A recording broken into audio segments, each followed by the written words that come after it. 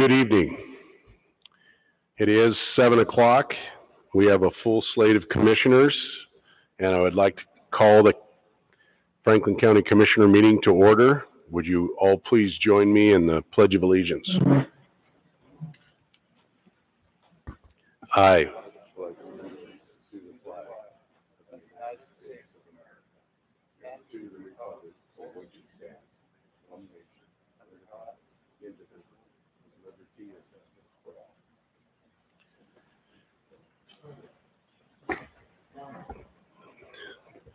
Okay, with that, we have two sets of meeting minutes, May 18th and May 25th, if there's consensus with the commissioners for approval. No objection. Okay, we have a consensus. We're on to the office business. Vouchers. Make a move for approval of fund expenditures in the total amount of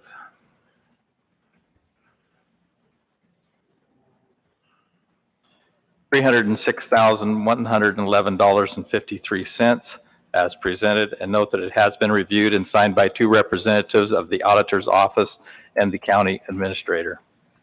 Second. There's been a motion and a second. All in favor, say aye. Aye. Aye. Aye. Move for approval of salary clearing payroll in the emergency management payroll in the total amount of $1,016,293.53 as presented, and note that it has been reviewed and signed by two representatives of the auditor's office. Second. Been a motion and a second. All in favor, say aye. Aye. Aye. Aye. With that, we'll move down to the consent agenda. I believe we have two items on the consent agenda. Move for approval of consent agendas items number 1 and 2. Second. Been a motion and a second for items 1 and 2 on the consent agenda. All in favor, say aye. Aye. Aye. With that, we'll move down to the public hearing for the comprehensive plan.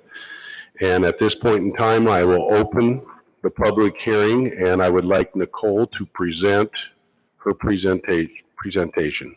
Nicole? Derek?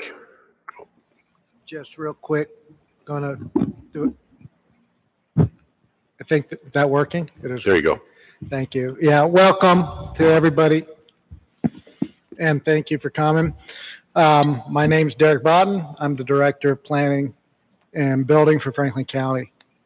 Tonight, we are proud to present to the board and the public the culmination of nearly 3.5 years' work, the draft 2018-2038 Franklin County Comprehensive Plan. As many of you know, this evening has been a long time coming.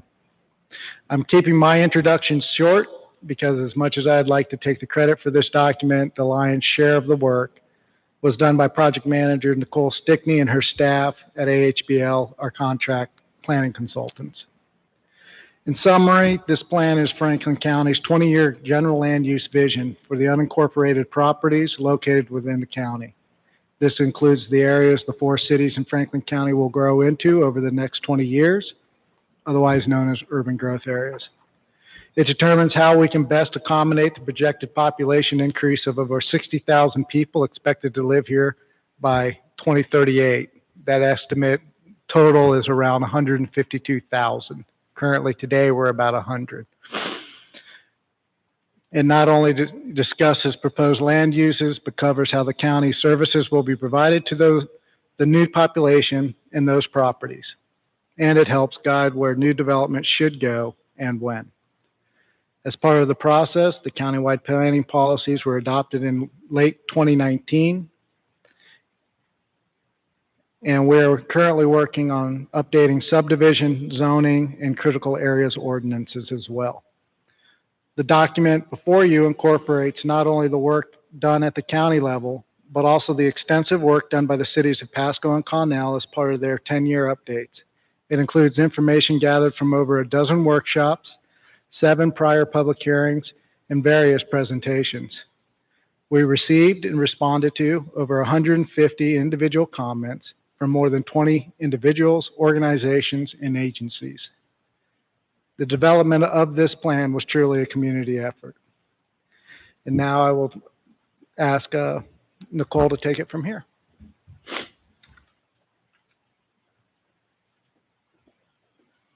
Thank you, Derek. Thank you, Mr. Chairman. Commissioners, good evening. Again, my name is Nicole Stickney. I work for AHBL. We have a Pasco office over off of Road 90. We have civil engineers, surveyors, and of course I'm a land use planner. And I'm joined this evening by Emily Weimer and also Millianne Van Dievender. We all work as planners in that office. And it has been our privilege to be able to work on this project for Franklin County. We know that this is a fast-growing area, and of course we have a passion of looking ahead to the future and seeing how growth can be accommodated, and that's what this project is all about. As Derek mentioned, there's been a lot of different events and milestones leading up to this evening, and certainly the Planning Commission had a number of meetings and took a lot of comment and has been very busy. A lot of work from them. So I do want to also acknowledge the work of the Planning Commission for Franklin County, and that is a volunteer board. So we're, of course, very grateful to them. And with that, I just have a few slides to share tonight. It's not my intention to repeat a lot of the things that I've already brought to the board here in the last few months as we were kind of ramping up and getting ready to present this final draft document to you for your consideration. The first slide, please.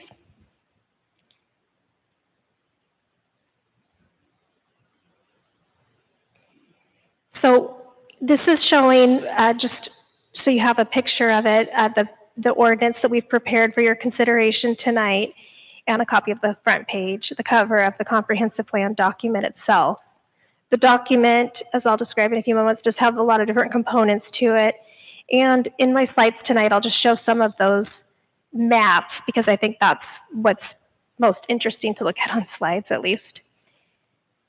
The ordinance has been prepared with a number of recitals, which are essentially the findings for the legislative action that we are proposing for you to take tonight. And I will mention that the planning and building staff, as well as the Franklin County Planning Commission, does recommend approval of this document. The next slide, please.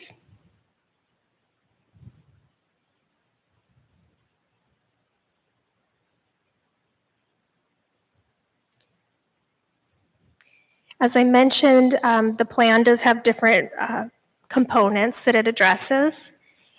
These are basically the chapters of the plan, but we call them elements, which matches up with the language and terms used for the State's Growth Management Act, which of course is the driver behind all of this work. And the Growth Management Act prescribes certain requirements and particular items that need to be paid attention to and addressed in the comprehensive plan. So what we have is a land use element, and that also includes some sub-elements. Because it is a county, we have a rural lands element and also a resource lands element, and those are, again, sub-elements. We have an element which is the natural environment, so that we address protection of and from natural things. So we're protecting things like endangered species and habitat areas, but we're also protecting the public from potential hazards. Think of flooding, steep slopes, things like that. The next element is economic development. Of course, that's an important cornerstone in looking at the future for the county. We want to make sure that we're looking at jobs and opportunities as it pertains to land development, but also industry, agricultural, processing and production, all of those things that are important to the lifeblood here in the county. We also have addressed housing as required, and we've talked about the different types of housing available in the county, but also what's going to be needed in the next 20 years for future population. We have a quick section on historical and cultural resources. Following that, capital facilities has been addressed, utilities has been addressed, And we also have a element on transportation and circulation. And all of these elements relate to one another. As you might imagine, all of these different items are really interconnected. And the next slide, please.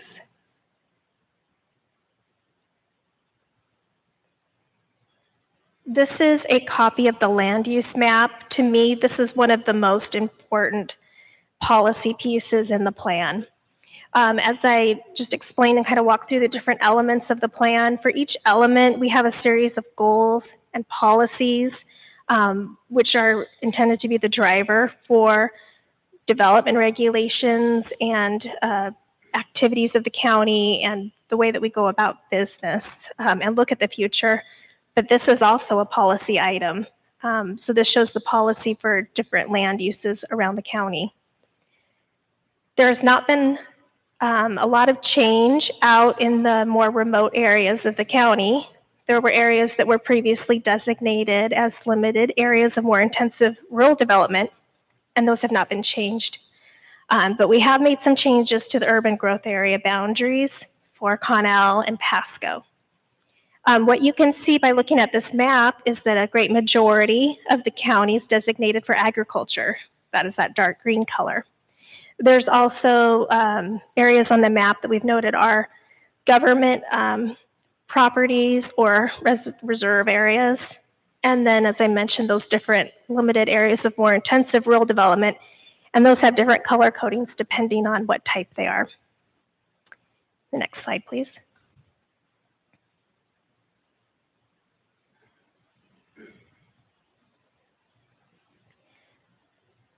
There were no changes to the urban growth areas for Colotis or Mesa. They did not request any changes, nor did we find that any changes were warranted. These are very slow growing or rather stagnant in terms of population areas. But the next slide will show you one of the applications that we did receive. And that was for Connell. So in the case of Connell, they already had a pretty well-sized urban growth area. They came in and requested an addition of land on the east side of town where there's a person who wants to put in a racetrack facility. So this addition of land is exclusively for industrial purposes. So this is not going to add to the capacity or availability of any land for like housing development, those types of things. So it won't address growth, but it will address jobs and economic opportunity. While they wanted to add in this 80 acres of industrial, they also came to us and said, we'd like to have an adjustment on the northern side of the city to the urban growth area and take out a number of acres. It was 300 acres that was designated as agriculture. And the driver behind that is that the landowner had requested that of the city. They will actually, I believe, de-annex that area if this is approved by the commissioners. So that summarizes the changes to Connell. It's not very extensive. And we can go to the next slide, but as we're doing that, I'll mention that the net impact is a negative 220 acres in Connell because we are taking away more than we are adding. So we're actually shrinking their urban growth area. Next, the city of Pasco did request a large expansion of the urban growth area. They supported their request with a number of items, including a land capacity analysis, which looked at the availability of land and their sort of inventory of land in these different designations to see how much growth could already be accommodated with the land they already have. And they even considered some upzonings and more intensive land use classifications that would drive development. They also considered, with that land capacity analysis, the need for other services and things that are related to housing, like schools and parks, commercial areas, and so forth. They also provided a capital facilities plan, and that shows how the growth and development can occur. So it addressed those things like utility expansions, transportation network, all of those things that are related to that land use and needs to be looked at so you get the whole picture.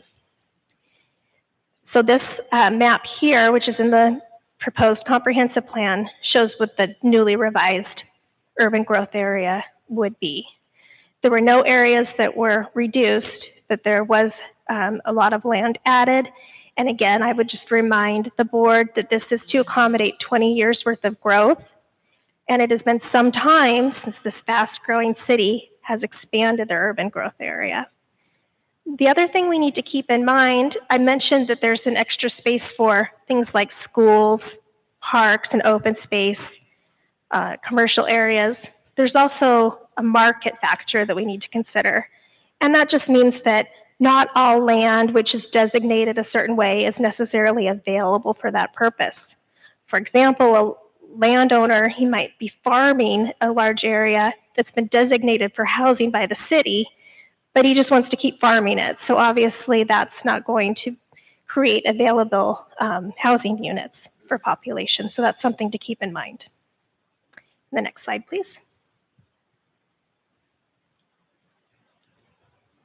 As I mentioned earlier, we have rural lands in the county, and these areas are basically hamlets or crossroad areas, places where different land segregations had occurred previous to the Growth Management Act, and those areas were all established earlier on, so the 2008 comprehensive plan or earlier. Our newly revised document, I think, shows these a lot more clearly, and we have provided a good description of each different LAMIRD, as they're called, limited area of more intensive rural development within the plan. And there's a series of maps that shows these different areas throughout the county. This map here is showing those LAMIRDs that are near the north side of Pasco. And the next slide, please.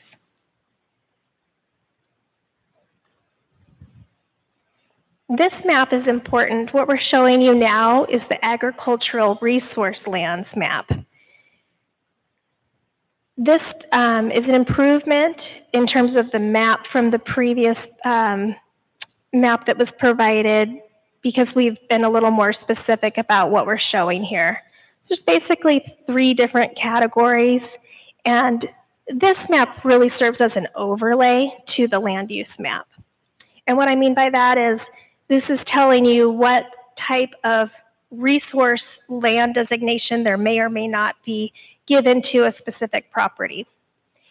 I told you that this map is improved, but actually the information that is in it is not changed. So we did not change any classifications whatsoever from the last plan.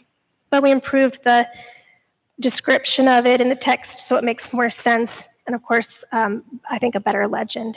So when you look at these green patches, or in some cases, farm circles, these are the areas that are irrigated and have quincy soils. Those are considered kind of unique or special in Franklin County. Other irrigated lands that might have other soils and not predominantly quincy soils are shown in that kind of deep red color. And then as you move further east in the county, you see that we have these lands that are in brown. Those are the areas that are not irrigated, but are used for agricultural purposes, such as dry land farming or grazing. And the next slide, please. These, one more comment. These agricultural resource lands are important because we want to make sure that preservation occurs and that we are protecting the asset in Franklin County for agricultural production, animal raising, commodity production, and so forth. So it's a matter of making sure that farmland is preserved to the extent possible in Franklin County and giving those designations. And then this is just to explain there's many other maps in the plan. We've included some new information that wasn't in the previous plan, such as water resource inventory areas. We had a good map, I think, of the fire districts, the federal classification of different roads and freight and goods, transport information, and so forth. And the next slide, please.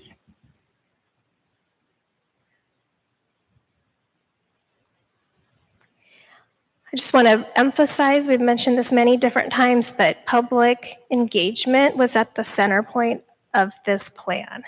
Many of the folks that are in the audience today, I've seen at many previous meetings, we heard a lot of public input, and we've had a lot of opportunity for the public to understand this process, but also the product itself, the comprehensive plan.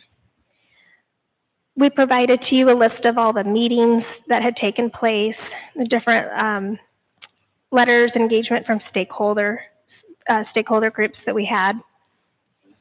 And of course, the Planning Commission held a series of public hearings, which are on the record for you to consider tonight, in addition to tonight's public hearing.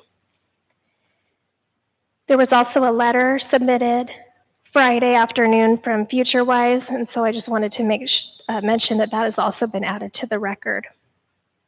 The next slide, please. In closing, I just want to also emphasize that in terms of those resource land designations, I mentioned there's a real close look at agriculture. We also identified those areas that are good for mineral lands purposes, so that has also been established as resource areas. And while other counties have timber resource areas, we don't have any of those in Franklin County. We've prepared a record for you tonight to consider. As a reminder, this is a legislative action, so any conversations that you may have had privately with constituents or information that you've received, that is all available for you to recall upon and to remember as you make your decision, and none of that needs to be necessarily disclosed. And there's also no problems here with the appearance of fairness doctrine in terms of having disclosed any personal interest you might have in this. I think the way I described it before is that everyone will be affected by this update in Franklin County in one way or another to a large extent. It does affect all of the residents, businesses, citizens of Franklin County. Thank you again for the opportunity. I look forward to answering any questions that you might have. Thank you. Thank you, Nicole. And with that, commissioners, I'd like to let you have first shot at any comment, questions for Nicole. I don't have any questions for Nicole, so. Yeah, no questions for Ms. Stickney, but I would like to acknowledge the great work from AHBL. I have the benefit of talking to commissioners from all 39 counties when I'm at state meetings, and her reputation, the reputation of their office is stellar, and I think the work that's been done here proves that out. It's been a multi-year process, and it's really hard to convey in a short few words just how much work it is and just how good I think this product is, so thank you. At this time, we'll open it up for public comment. If you would please come to the mics, there's a couple of them, and let your voice be heard. Anybody?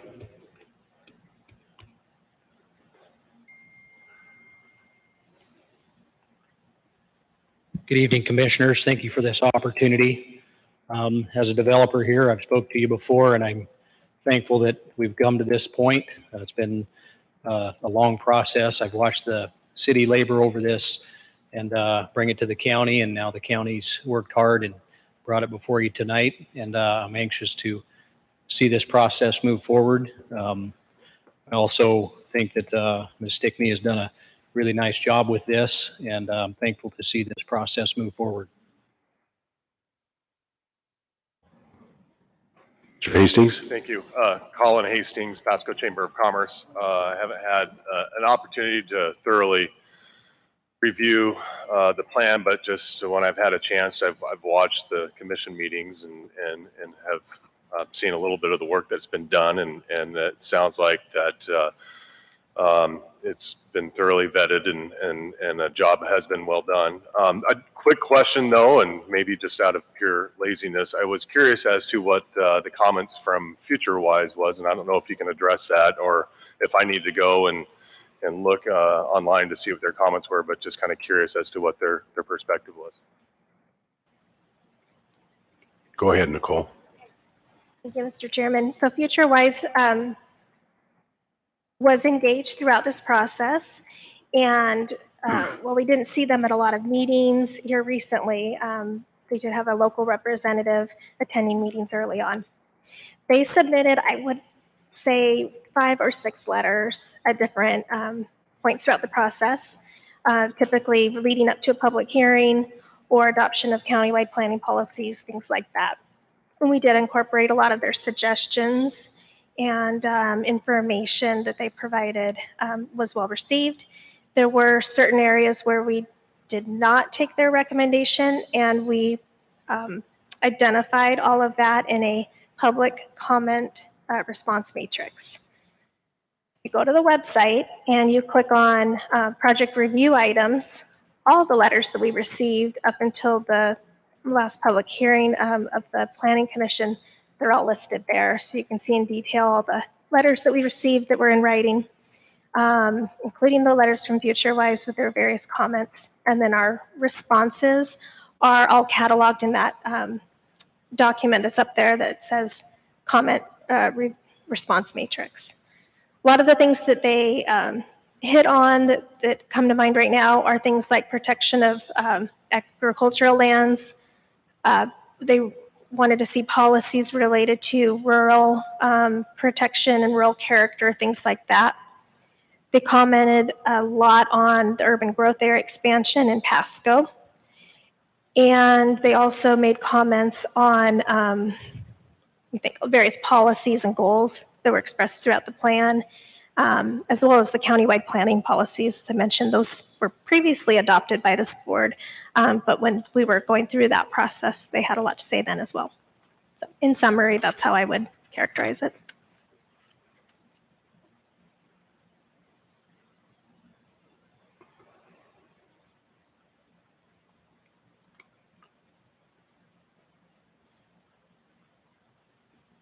Good evening. My name's Eric Weinheimer. I'm a realtor here in the Tri-Cities area. Can we put the map back on real quick that shows the urban growth area proposal?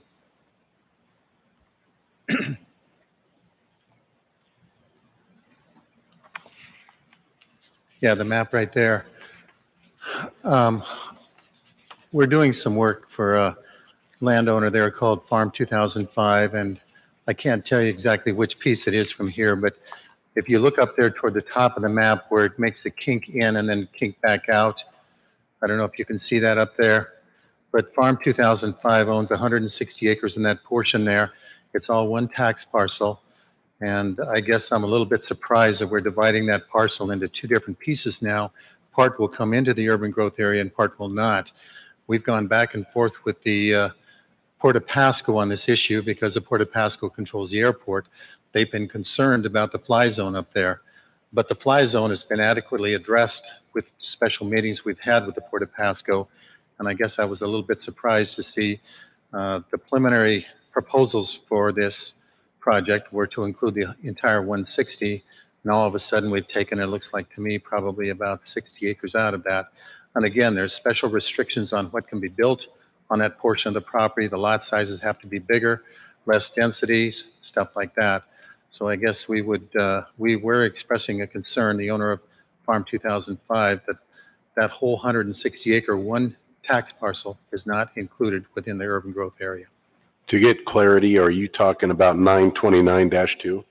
I can't tell for sure which one it is up there, but it's the, if you go over 6 squares over. Yep.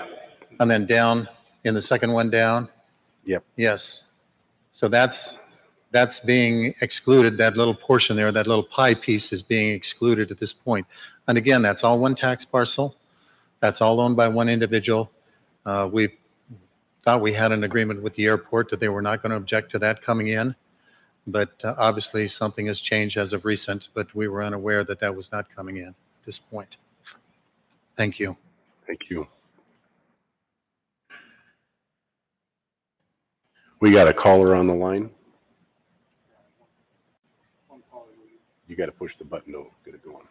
There you go. This is Stephen McFadden, who's the Economic Development Director for the Port of Pasco. You may be able to weigh in a little bit on that last comment.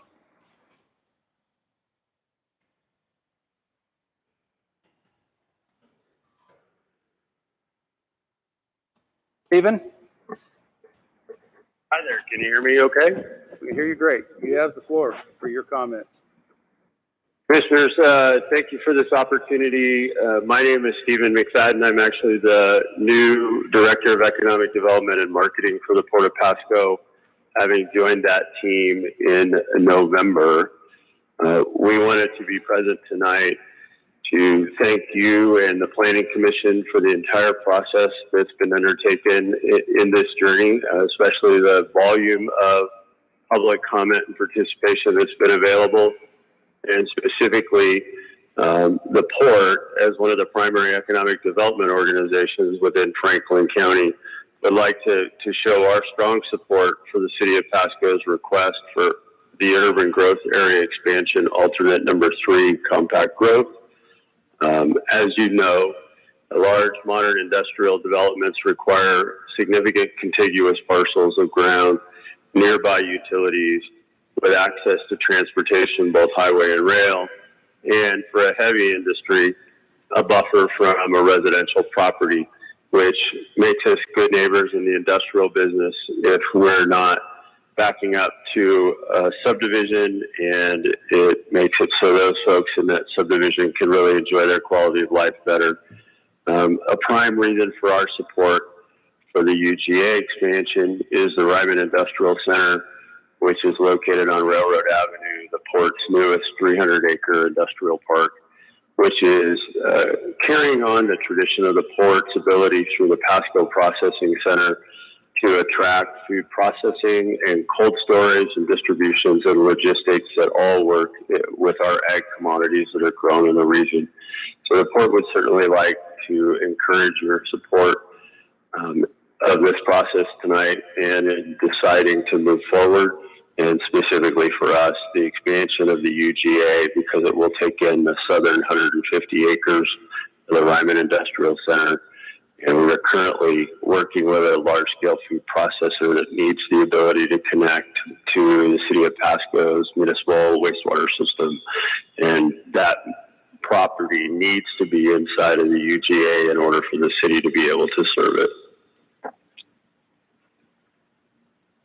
I think there was a conversation, Keith, you were asking about whether or not I could comment on the airport's stance on that particular piece, tax parcel from Farm 2005. And I have not been involved yet in those discussions, so I would need to check back with Randy Hayden and Buck Taft to see if they can provide some information on that. Okay. Thank you, Stephen. All right. Anything else that you want to add? No, just thank you for the opportunity to speak tonight, and I appreciate the hard work that everyone on your team has had to do to get to this evening's meeting. Thank you. All right. Have a good evening.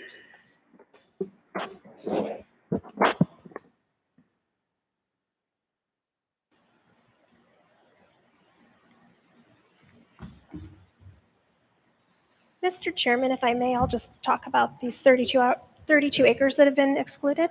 Yes, go ahead, Nicole. Thank you. Thank you.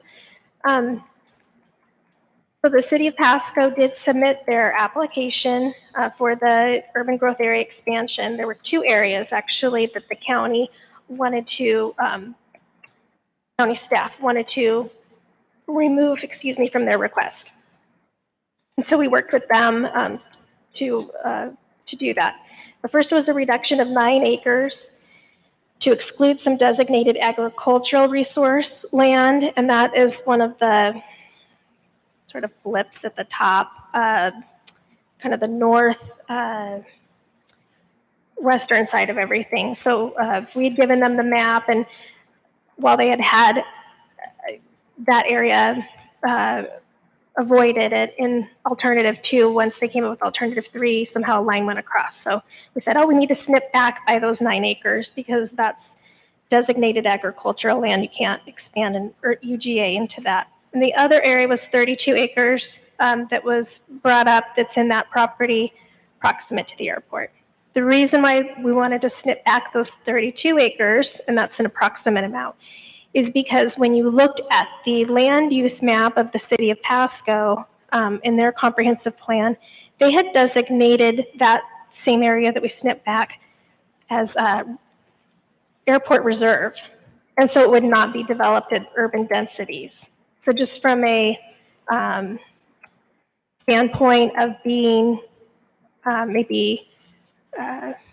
just out of prudence, we came to the city and said, we think we should exclude that. And that was our recommendation to the Planning Commission, and that's what they have recommended in turn to you, excluding it because it's going to be called urban reserve land. It won't create a donut or a regular shape or anything like that.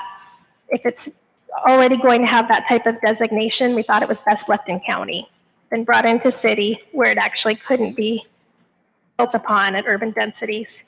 So there's still a lot of land use options for that piece, but we saw no harm or foul in not bringing it into the UGA, again, because it was supposed to be reserve lands.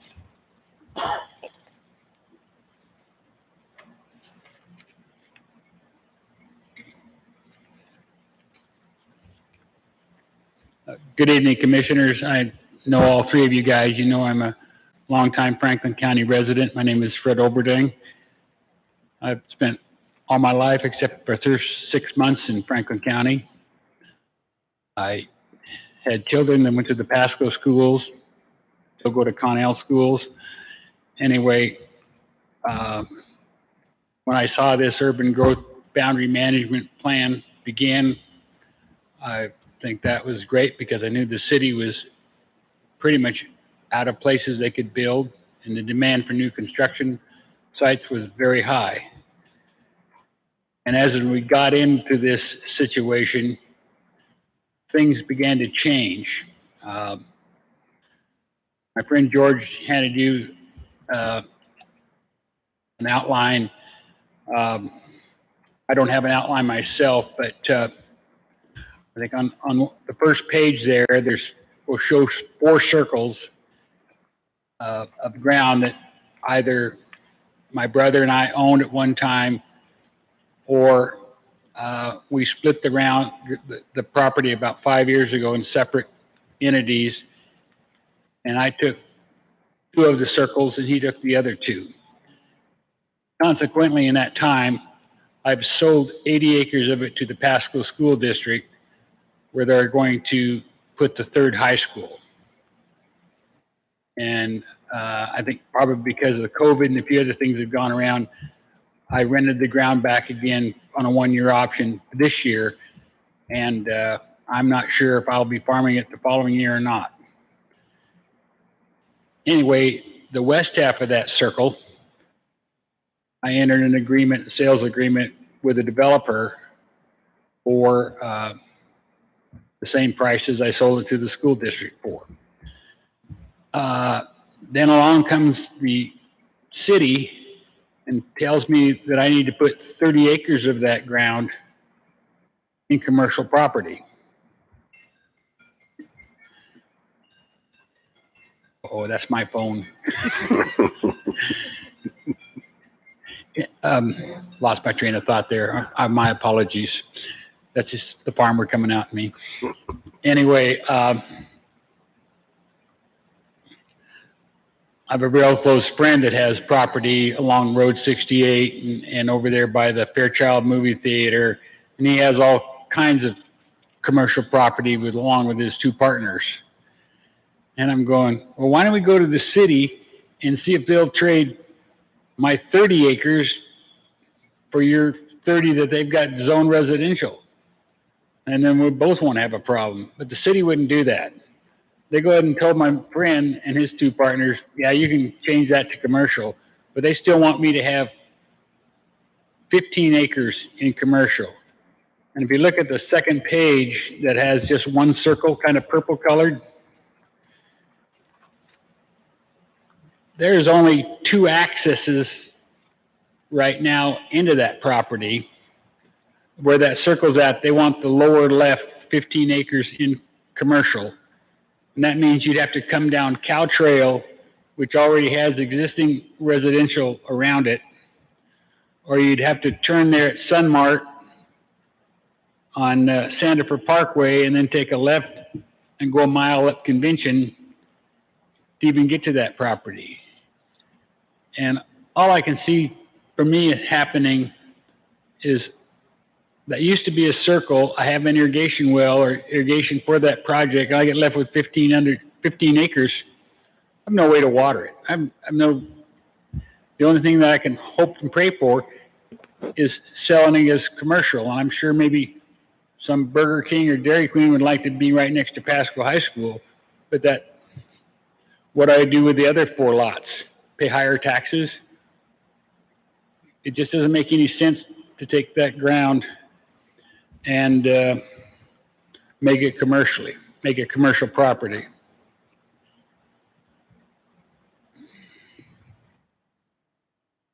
I'm looking at my notes here to make sure I stay with my line of thoughts. But then also along the Burns Road, from Road 68 clear to commercial, that's bordered by the BPA on one side and Franklin County PUD on the other side, and that road has never been improved. I'm gonna put commercial out there. You'd think I'd get in an approved road or an improved road going into my property that I got to sell to a dry cleaners outfit or something, gas station. My second issue with the city is if you put back up that map that was on before this one, that Eric had asked you to put up. I'm not sure how you do that.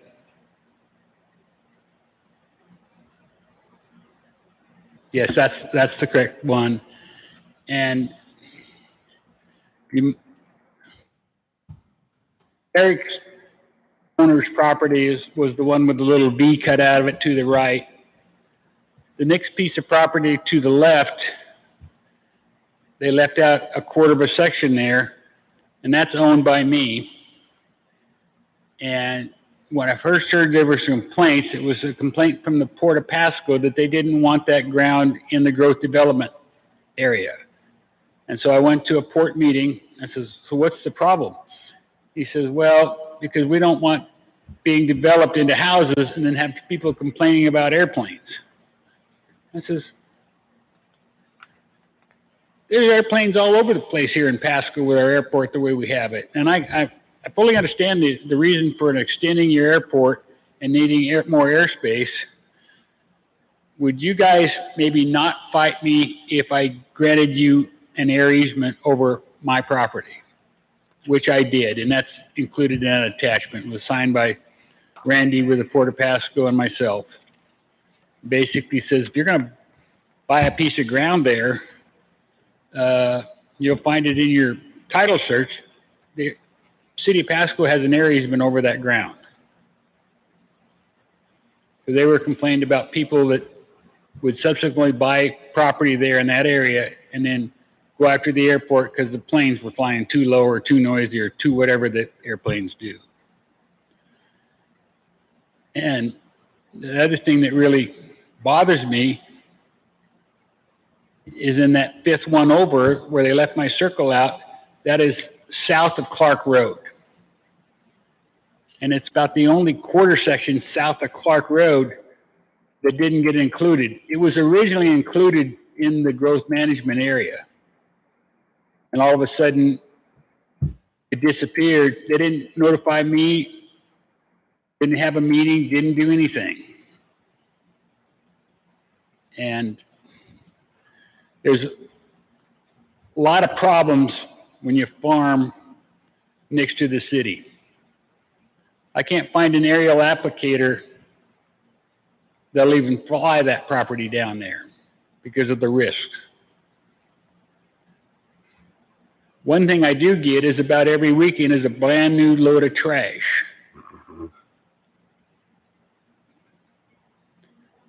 And because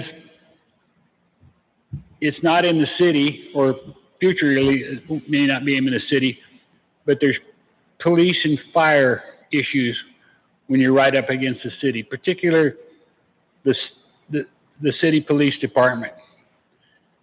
You're getting them out there. You can't get them out there on my property because it's not in the city. But they'll come out there to would be the south side of Burns Road, because that's in the city. There's all kinds of residential homes in there throughout that entire area. So I really, in short, I'm sick and tired of dealing with their trash. I'm sick and tired of not getting police protection. And I just soon down the road take my piece of property and trade it for some farm ground, because I've been a farmer all my life, and my son is a farmer, wants to farm all of his life. The other thing about Clark Road is it's probably the best choice of a road for future expansion. And I mean, they're putting this in there for a 20-year expansion, but I don't hear a lot said about the roads and how they're going to do it. There's a lot of talk about the new industrial park, adding those acres. Well, you got to get people to work and from work from there. And everybody knows what the north and south traffic on Road 68 and Road 100 is, and Glade Road is. It's horrible. They need a better east-west route. And you could take Clark Road, because between my brother and I, we own 2 miles of it, and that leaves about a mile. That leaves one more mile that the DNR, Washington State DNR owns. And that's 90% of the road along Clark Road. And I'm a believer in, and so is my brother, in the expansion and growth of the city of Pasco. So making that a 4-lane road is not something I'm going to stand in the way of. And you could actually take Clark Road, put an overpass over the railroad tracks, and it'll put you right in the heart of the new Ryman Industrial Park. It solves a lot of east-west traffic problems. And if the city needs some commercial area, I'll give you commercial area on Clark Road where it makes some sense. So we're looking back at my notes because I want to make sure I cover everything.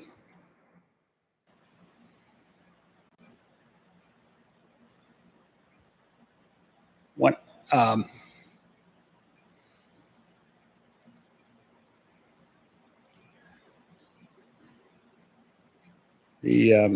know I've got one more thing here. I just got to find it in my notes.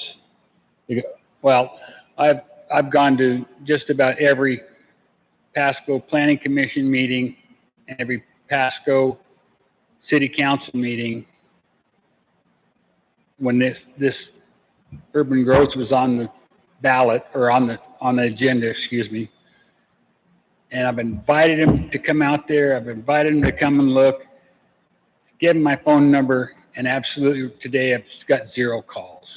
And I know you guys, with the maps I provided, know where I'm talking about it and what. And so I'm asking you to eliminate their commercial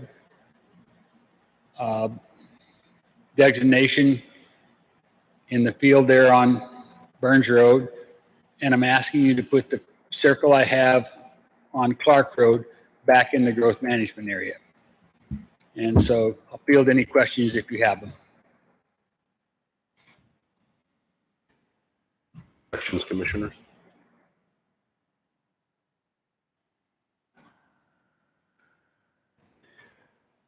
Not a question, just I think you did a great job of outlining what the concern is.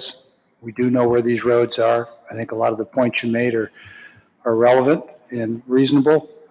What is less clear, and I'm going to ask Nicole to speak to this, and that's zoning versus the comp plan, and she's already nodding her head. I think she knows right where I'm going. So if we could maybe ask her to speak to your concerns, and then if you want to follow up with more questions, I'd be happy to hear those.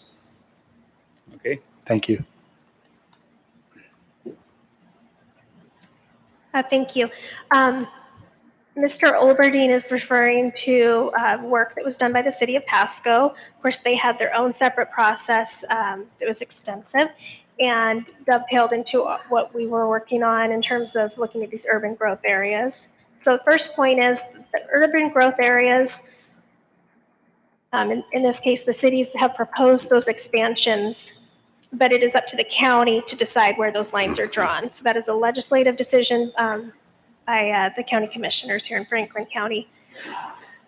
In their process of doing their comprehensive plan update, they also have their own separate land use map, and that has a variety of different designations for Pasco. So everything that you see in white on this map, which would be inside of the urban growth area, that would all be subject to their land use map, and that is what drives the zoning designations. So the county staff, while we looked at the designations to know what was the balance between, say, industrial, commercial, how much housing were they talking about, those sort of things, we really kind of looked at it more on the whole and in the general area rather than at piece by piece, because that is not something that this board makes a decision on. That is up to the city council to make their decision over for the city of Pasco. Similarly, Mesa, Colotis, Connell, they all come up with the designations of everything that's in their urban growth areas respectively. This is different than some counties throughout the state where a county might have some land use designations given for areas that are not within the incorporated cities, but still within the urban growth areas. But in Franklin County and in Benton County, the way it's done here locally is it's the cities that come up with those land use designations. So Nicole, can we ask you some questions about this then? Yes. And if the commissioners have a question, I have a couple questions. Well, I think that Mr. Oberding has made pretty valid points. And is it my understanding that section 9-29-1 is the one that's cut in half? Is that bordering Clark Road? Is that where your half circle goes to that section that dips down the bottom part of the U there in the, is that what we're, is that the area that we're discussing, and is that the actual borderline of Clark Road?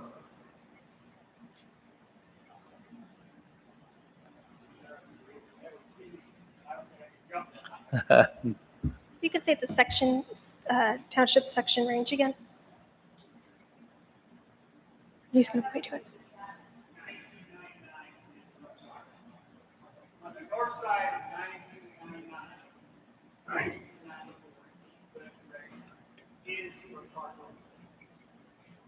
So Mr. Olberding has called out section 4 of township 9 north, 29 east. So that is, it's a full section area that is included in the Pasco urban growth area. And Nicole, for those who are not surveyors, that would be the second row from the top and the fourth box from the left. Is that correct? Yes. Okay. Okay, so the one that's L-shaped? Okay, so that would be section 3 of the Yes. aforementioned township range. And I believe you said earlier that it was the northeast 1/4 of that section. Now, for that, there was land that was in the original proposal, I believe including that piece and some other area, because Pasco's original application for their UG expansion was almost 5,000 acres in size. So they did make an original application that went to a public hearing. There was a lot of comments and concern voiced at that public hearing before the Planning Commission.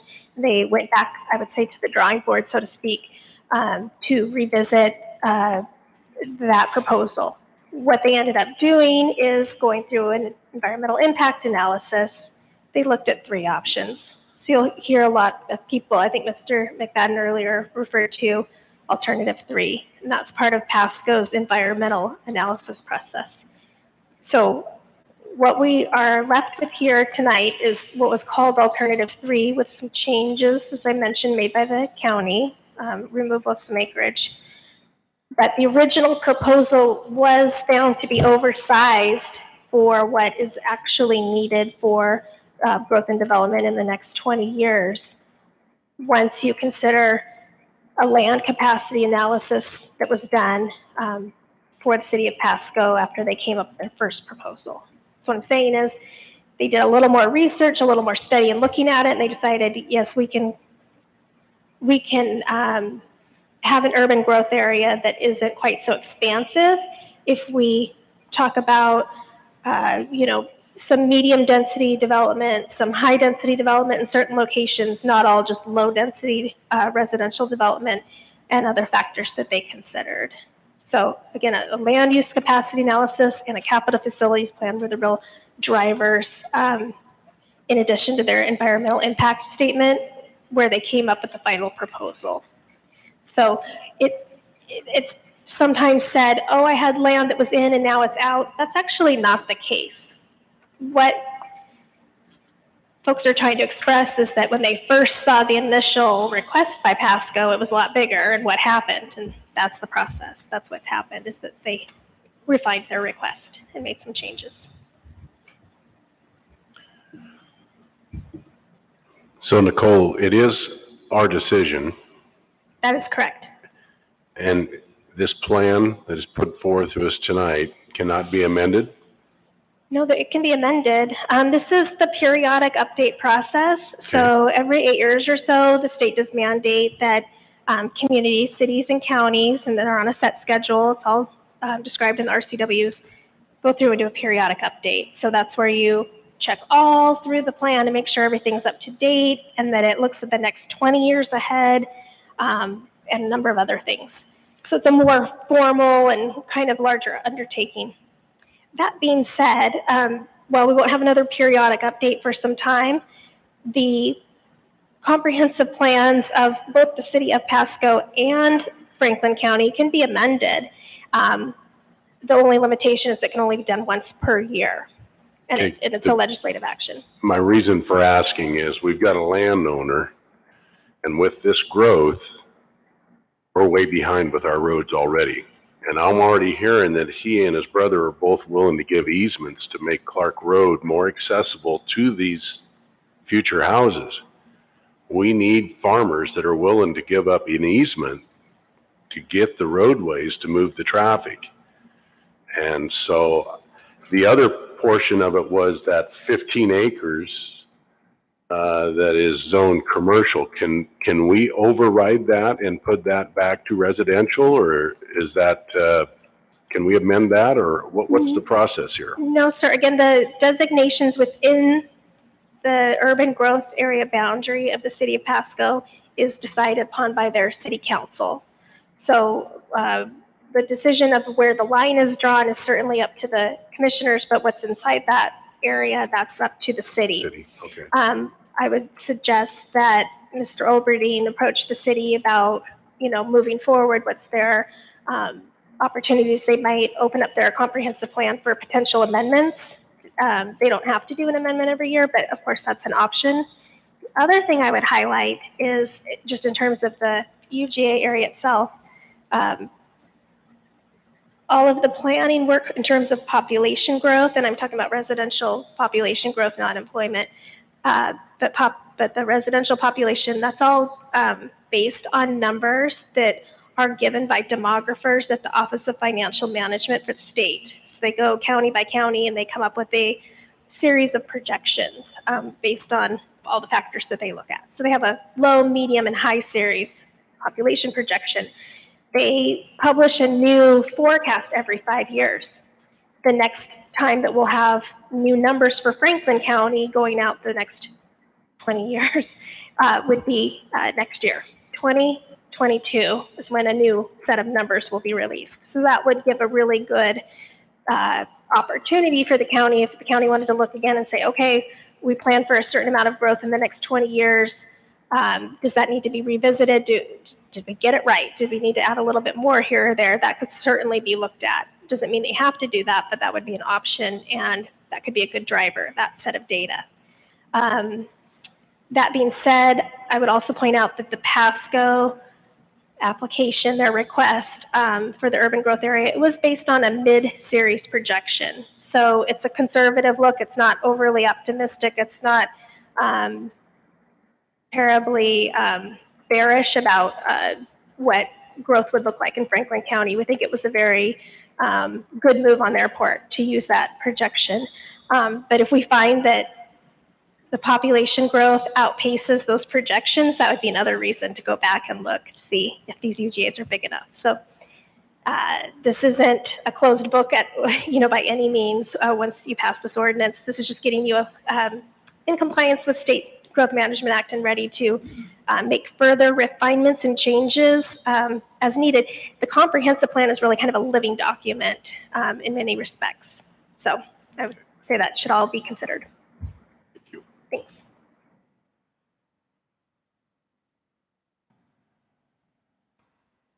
George Dockstetter, 4951 Self Landing Road. Wife and I own Desert Hills Realty. What you're looking at is alternative 3. There's actually 2 other alternatives that were presented to everybody. One was alternative 1, which Dave McDonald presented, a little over 5,000 acres. And that included property north of Clark Road. And I believe it included that quarter section going on over to the river and some of the Shumway place out there past Douglas Fruit. We met with Dave Zabel and McDonald at, I think it was, I can't remember what school it was, Chiawana, I believe, and went over that, and I represented people, the Roundy family that did not want to be included, and met with them, and they said, okay, well, we'll take some of theirs out. And then Dave McDonald left, and Rick White and Jacob Gonzalez took over the comp plan and came up with alternative 2, which is about 200 to 300 acres more than what you're presented with tonight. And that included Fred's quarter section in section 3 and Allen's quarter section in the section kitty corner from that, and a little bit more over on block 1. And it's squared off the piece, farm 2005. And then that's when Fred went and negotiated with the Port of Pasco because they objected to that property being in there. And Randy Hayden and Fred negotiated that the airport wouldn't fight that property being in there by signing an overflight easement that went with the property. And then all of a sudden, we were told there's no alternative 2, there's only alternative 3, and this is it. And so that's where we got to the stage we're in now. And as much as I like Nicole and AHBL, Farm Unit or Farm 2005, there isn't a damn thing you can do with that 37-acre triangle that overlooks the airport. There's no roads to it. There's no water to it. So how are you going to farm it? It's going to be a blight on the property. It's just going to be a trash collector for all the people from the city that want to go out there and dump. And what Fred's asking for is what he negotiated in good faith between the city and the port on the overflight deal is to bring that quarter section back in. Thank you for your time. Nicole, perhaps you could speak to the no action alternative, which is actually alternative 1, alternative 2, which is actually the city's final product, intermediate product, and then alternative 3, the one we're looking at tonight, just so that people aren't confused. Sure. So one of the things that was sort of brought about when they made their initial application, the city of Pasco, and I'm talking about their initial application, which was for nearly 5,000 acres of expansion, was, did you do a full environmental analysis? So they went back and they determined that they would do an environmental impact statement. So, that's a level up from SEPA, obviously. And when you do an environmental impact statement, you look at several alternatives. So they wrote their environmental impact statement based on 3 different named alternatives. Alternative 1 was no action. So that was basically leave it as it is, don't expand the urban growth area. And as you can imagine, that was not palatable because that actually wouldn't even accomplish GMA requirements for accommodating 20 years of growth. But that was used as a baseline so they could make some comparisons. Alternative 2 was the proposal that had first come to the county, which was the large one. And then alternative 3 was their revised application, which is what we ended up processing further once it was received, which they called their more compact growth alternative. And that is what we see here with those minor refinements made by county staff. Again, the reason why we've removed the 32 acres from our recommendation to you this evening at the farm property discussed near the airport is because when you look for that one, we did look at the city's land use map and we said, well, if this is going to be shaded in a color that marks it for airport reserve, to me that's saying there's not going to be much done with it, which is basically what Mr. Dockstetter just told you. There's not a lot that can be done with it. It's already got this overlay from the airport overlay zone, which has been adopted both by Franklin County and the city of Pasco, which limits the land use there. And given all those factors, we thought, well, it would just make sense to leave that portion in county because if you give it any other designation, it would maybe be deceiving. It would look like it was in the urban growth area, but of course it wouldn't be available for urban growth. So hopefully that explains it a little better. But yes, the EIS did have those 3 different alternatives. In terms of county staff looking at this, really the only proposal was the final one, alternative 3, because that's what they in turn provided to the county as their application. But alternative 3 has been modified from the original. Yeah, so we didn't expand it at all. In order to expand an alternative, you'd have to go back and do another environmental analysis, look at capital facilities, planning. Didn't expand, we took away. We just snipped it back a little bit in 2 places. And again, we think that those changes are very warranted. They do 2 things. One is making sure that we can come away from this whole process saying the county did not expand into agricultural resource lands, that little 9 acres. I mean, that's not a huge area, but it's significant because we want to say, this is clean. We haven't encroached into any of these special designated lands. And then secondly, we didn't make the expansion in the airport any larger than what made sense, giving these airport designations that already have been put in place to protect the airport from future encroachment. And I would also emphasize that airport overlay zone that has been adopted was based on future expansion of the airport. So we're looking out in the future to protect, our regional asset, which is the airport. So Nicole, some people may not be well acquainted with this process or the laws that we're bound to follow in applying this process. So for the person who might be thinking, what's a few hundred acres? Why not add a couple hundred here and a couple hundred here? What's the big deal between 3,500 and 5,000? Now, you and I have discussed, I have some background in it, I know the answer, but I'd like you to speak to that and what the risk is to the county and to landowners of bringing in excess lands into the UGA. So we believe that the plan that we presented to you tonight is legally defensible. And what I mean by that is that we've done our homework.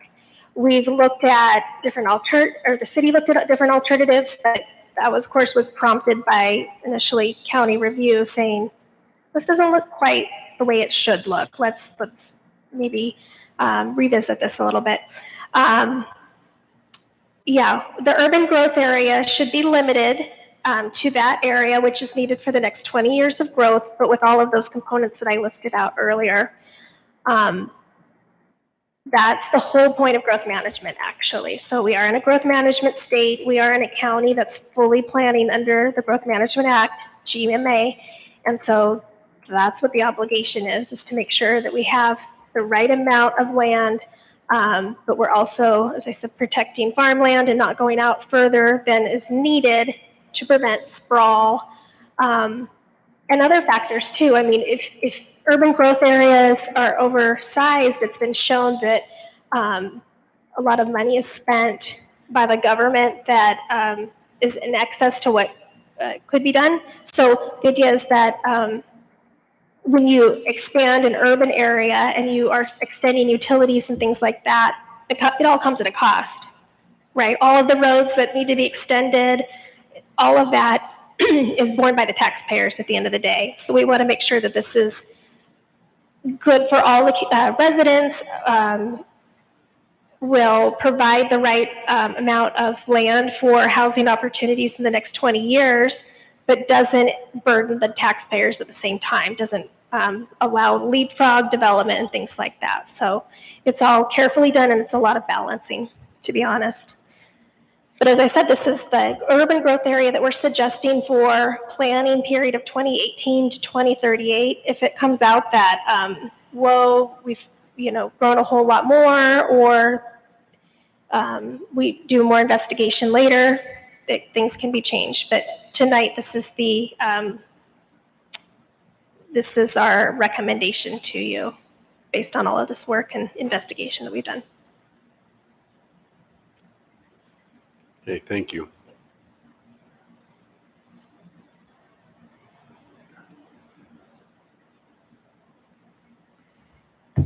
Yeah, I got a couple comments.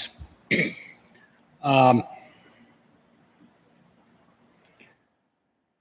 one of the Pasco Planning Commission meetings, we were told by this Jacob Gonzalez, he was asked, how are we going to handle all these new residences out in West Pasco, particularly out of the Road 100 area, where it's already, the traffic on Road 100 is crazy. He says, well, most of this new development are all people that are going to buy homes that are going to work in the immediate area, and they'll either walk or ride their bicycles to work. I've been a cow farmer, grew up that way, and I know what bullshit is. Had it in my face, had it in my mouth, had it in my teeth and my nose. And they were about 60 to somewhere 70% of the residents in Pasco drive out of town to work. All of a sudden, they're going to start changing and get on their bicycles or walk on a rainy, frozen day because that's where their new job's going to be. And I think that's that stuff that comes out of cows. My second thing I wanted to comment is back on that map. And the one I was concerned about was 929-9. But if you look to the right on 920,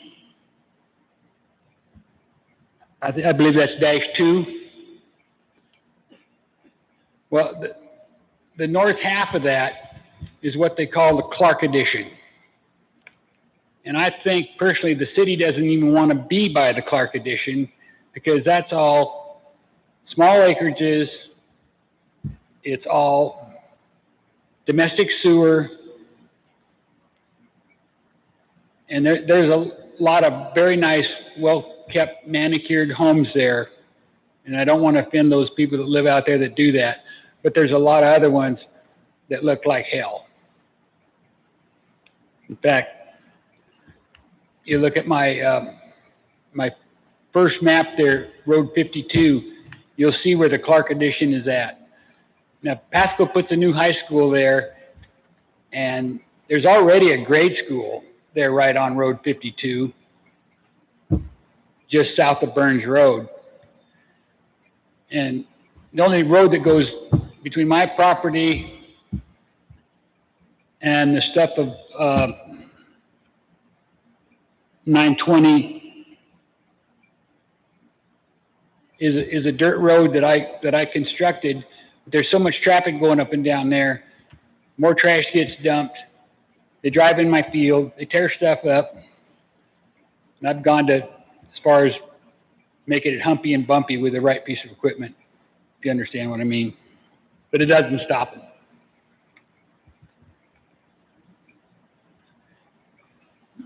When I negotiated with the Port of Pasco and granted that air easement, there were no objections to that. I call it Field 11, the one that the city left out. There were no objections except for the Port of Pasco, which I understood. And I think that's my final comment. Thank you. Questions? Thank you, Fred. Questions? Excuse me, how many acres are we talking there in that corner? It's a quarter section, so it's 160 acres, plus or minus a half an acre. That sits right on Clark Road. Its northern border is right on Clark Road, yes.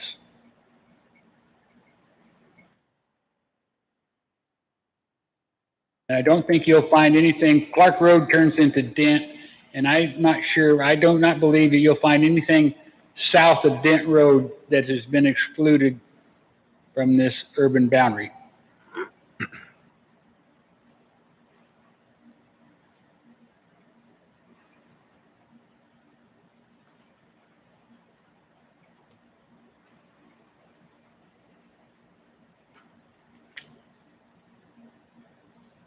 Well, thank you for your time. Thank you.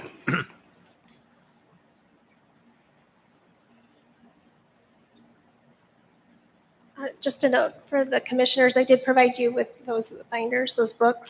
Yep. A couple weeks ago, 2 weeks ago. That is an earlier version of the UGA, if you were looking in there. And what I mean by that is it's the one before we made the changes. Had an extra page in there that said this document will be updated with those changes that have been proposed. So the final document that I provided to Karen, which is attached to the ordinance for tonight's consideration and in your slides, shows those changes. I just wanted to explain that in case you got confused.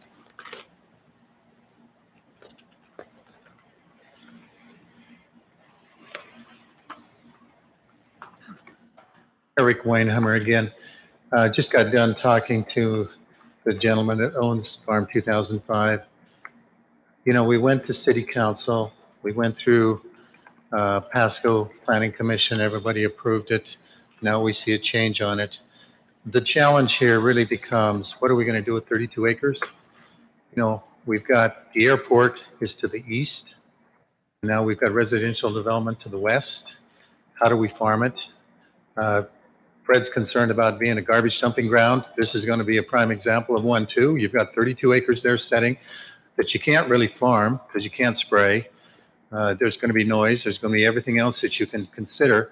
There's really nothing you can do with that piece of property other than just let it sit there and go to waste and let people dump their garbage on it. So I would certainly encourage you to go ahead and draw the line and include that quarter section there as part of the urban growth area. That eliminates a lot of the problems. You know, we get back to one issue here, and obviously the airport does not want Fred's property brought in. They do not want this 32 acres brought in.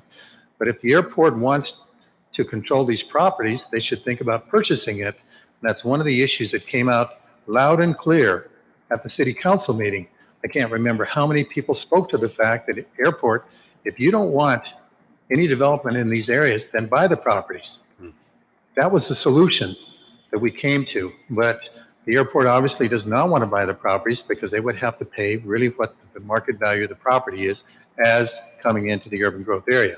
So their plan from day one has always been keep it out of the urban growth area, then we don't have to deal with it because then we can buy it at farmland values and we don't have to pay really what it's worth. So the request from my client is let's go ahead and make the line straight, just like the city, Pasco City Planning Commission did. Let's go ahead and square it up, make it straight. And I think that they did the same thing on Fred's. Fred's property was to be brought in too, but now that we've got these changes in here. And I understand, we're looking at a lot of acres coming in, but on the other hand, we need to consider this from a long-term perspective. In other words, what is convenient and most ideal for the city of Pasco? And garbage dumps is not one of those. So anyway, thank you for your time. Any questions? Questions? So your section is east and south of Fred's section there on 9-29-3. Yes, it would be 9-29-3. It would be actually a 9-29-2. It would be the southwest quarter. Just underneath the Clark addition. Yes, just underneath the Clark addition. Bring that line straight down, include the entire 160 acres, not just the portion. And again, I think you need to keep in mind, there are designations, there's fly zones in that area that limit the construction, what can be built on the properties, but there is permitted construction on those properties. It's not as though you can't build anything on those properties. We're far enough away from the airport. I think the airport is a couple miles away yet.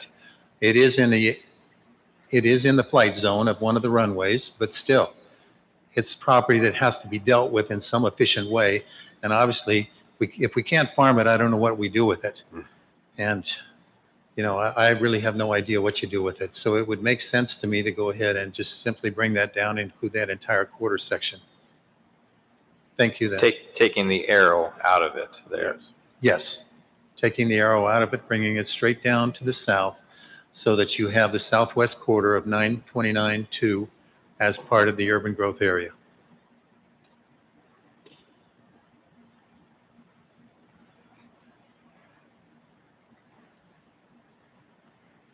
Any further questions?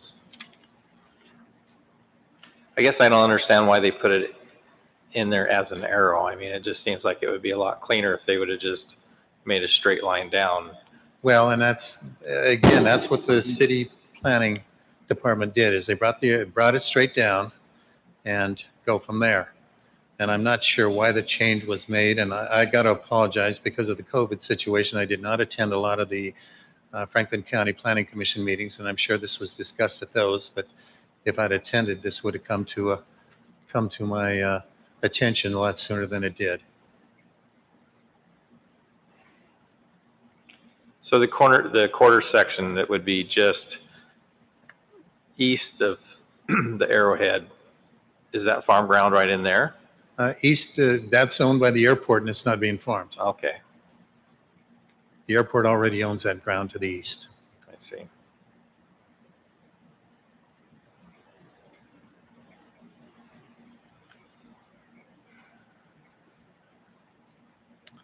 I have no further questions.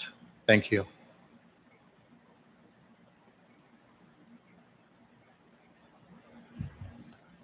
For the third time, I just wanted to reiterate something that Eric said, that neither he or his clients or myself or my real estate agent, George Dockstetter, the city made some of these changes and we were never told.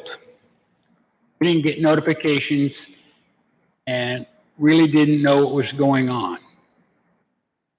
And I think that should have been paramount in some of the things that they were doing. So I'll leave it at that. But I got to agree with Eric and the 2005. There's no reason that shouldn't be a straight line over there. And the other issue is they've got 32 and a half acres or so of mine, the quarter section that I want in the growth boundary. The rules have already been set about how the housing can go, and I'm not complaining about that. If it's only 1 acre per 2 houses or whatever the rule is, for those 32 acres, I'm good with. We're not trying to fight that part. It's just not being in the growth boundary is what we're really fighting. Thank you.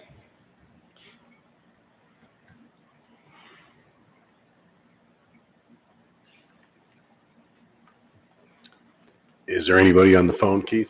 No, sir. Is there any other public comment?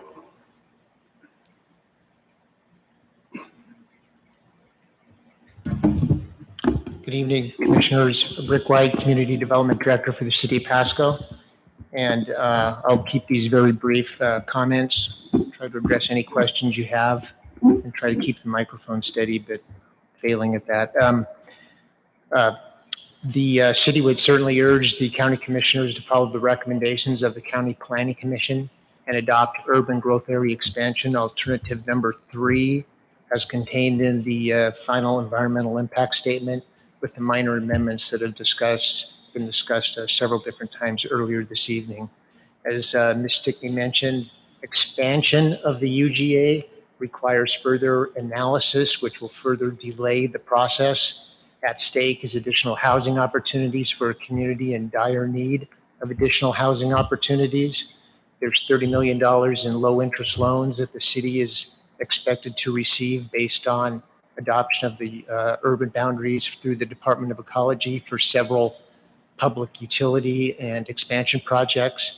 And there's almost $200 million in estimated new industrial investment whose timing rests with the commissioner's decision on the urban area expansion. I just want to remind everybody that alternative number 3 was chosen through a very involved planning and environmental impact statement process. We had over 27 workshops and public meetings and received over 250 comments in the EIS. And each of those comments was noted and addressed in some regard, including those of FutureWise, as was mentioned when we first started the meeting tonight. Does alternative number 3 make everybody happy? No, but it makes most people happy. And I do want to remind everybody here that due to the cyclical nature of our amendment process through the GMA, we'll be doing this very same process again starting in about 3 years now for our estimated 2026 deadline timeframe for exactly what we're doing this evening. So again, just wanted to keep that brief, and if the commission has any questions, I'll try to answer them. Questions?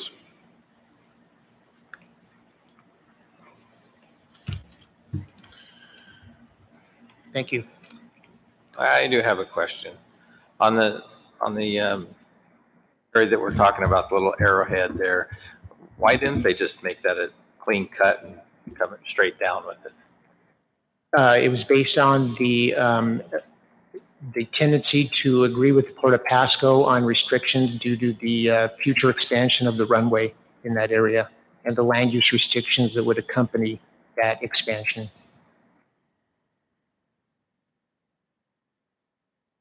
And again, you know, when we started this process, we had, I think, 4,900 acres of future expansion area, much of it designated as low-density residential. The preferred alternative, the preferred land use alternative that accompanies the urban growth area expansion with the commission this evening has a much more varied land use approach. So the comment that you heard earlier about people walking or riding their bikes to work might have been misunderstood. There, we provided a significant amount of land use opportunities for additional employment within Pasco, so that the trips across the bridge would be maybe not what WashDOT expected. They would be more localized on the internal roadway system. I just didn't want to forget to address that because I did make a note about that earlier. My question is, with the growth, with this urban area growth here that we're talking about, do you see the need for the roadways out there to be improved? Oh yeah, I mean, the roadways they're good for farm to market, but that's really about it. They're not really good for farm to market. Well, I'll tell you that right now. I'm a farmer, and they're not. Maybe not, but we're getting squeezed off on 68 to even be able to get a truck out. And I proposed a little thing there at the cold storage of Douglas fruit. But in this process, you had a farmer that was showing up to all your meetings and engaging and trying to be, I guess, assist in this, and he's all for it, and he's willing to give up right away for Clark Road. Don't you think that as a city, don't you think you want to work with this individual to help the roadways improve and help him put everything in there and work with him? But why didn't you guys notify him about the changes? Notification occurred for the EIS process. So again, 3 alternatives: no action, keep things as they are, the major expansion, and then the lesser that has roughly 3,400 acres. So we had a mailing list, notices were sent out, and we certainly want to work with property owners for roadway dedications. But at the planning stage where we're at now, it's not going to happen. It'll happen at the development stage. We've laid out a planning system, a planning corridor network, but until either through development or through purchase or through grants or probably some combination of all 3, we're not in a position to go out and buy the right-of-way. Well, that's where we're losing this battle, is looking forward thinking here and looking to the future of this growth and development. And if we don't start looking at how to improve the roadways before we get to that spot, we're going to be in a bad situation. Well, and the draft or the final environmental impact statement does have a transportation element, a transportation section, and potential funding sources have been addressed. So once we get to the place where we can purchase right-of-way and make those roadway improvements, hopefully in coordination with private development proposals, we'll be better equipped to do so. Are you saying then in the future that you'd be willing to incorporate that quarter section into this urban growth area?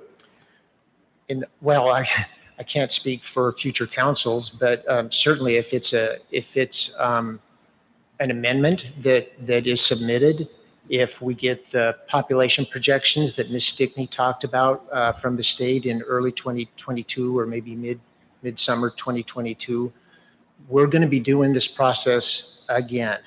As a matter of fact, we expect census figures this coming summer that I'm almost positive will put Pasco at 81,000 plus people, just the city. And I just wouldn't be surprised if that happens at all. I think that mid-range forecast is going to be exceeded, at least during, let's say, the next 6 to 10 years. Well, I heard a bit of news today that might put a little kibosh to that, and that is Biden's going to defund some of the Hanford. So if that goes through, I don't know if it's going to grow, but Hanford is a big driving machine here for growth. And we're dependent on the funding. It is. And these are confidential projects, but we have, right now, we are working with 4 industrial expansion efforts that have absolutely nothing to do with Hanford. It's our location here in Southeast Washington that allows them to do value-added crops and crop products. The city, as the commission knows, I'm certain, partners with processors for disposal of gray water. A project the port is heavily involved with will actually piggyback on that gray water system that we use to irrigate and dilute the wastewater from the processors, and use almost unheard of technology to remove the nitrates, which will even increase the ability for the city to provide disposals to a larger farm area, which means that the industrial processors can expand. And they've all been waiting to do so. I think the Pasco Processing Center, the process water reuse facility, has been at capacity now for, well, since I worked at Pasco, so about 10 years.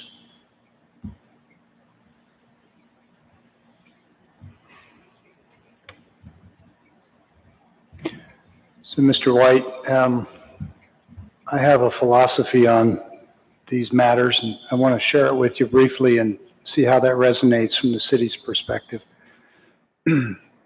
when you're talking about land use, you're impacting people's livelihoods, the value of their lands, the use of their lands, growth accommodation, just a whole host of things. And in the final analysis, it's about finding a balance between the competing needs and interests of everybody in the county and the cities therein.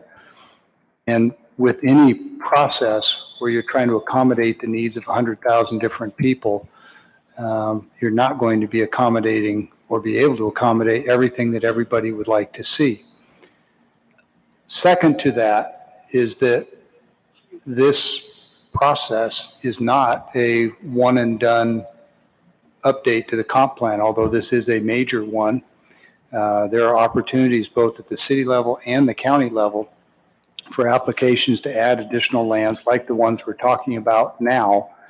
And those opportunities could realistically happen in the next year.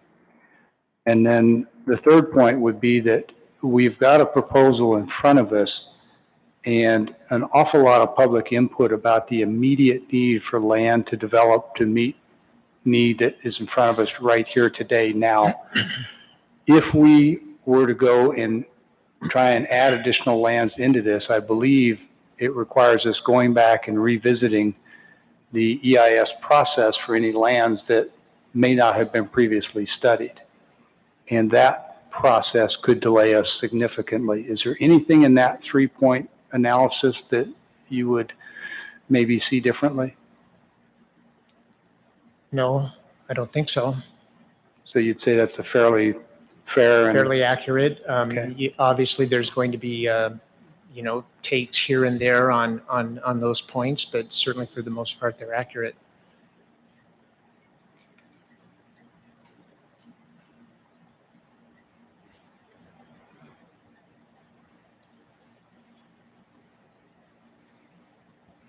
Any other questions for Mr. White?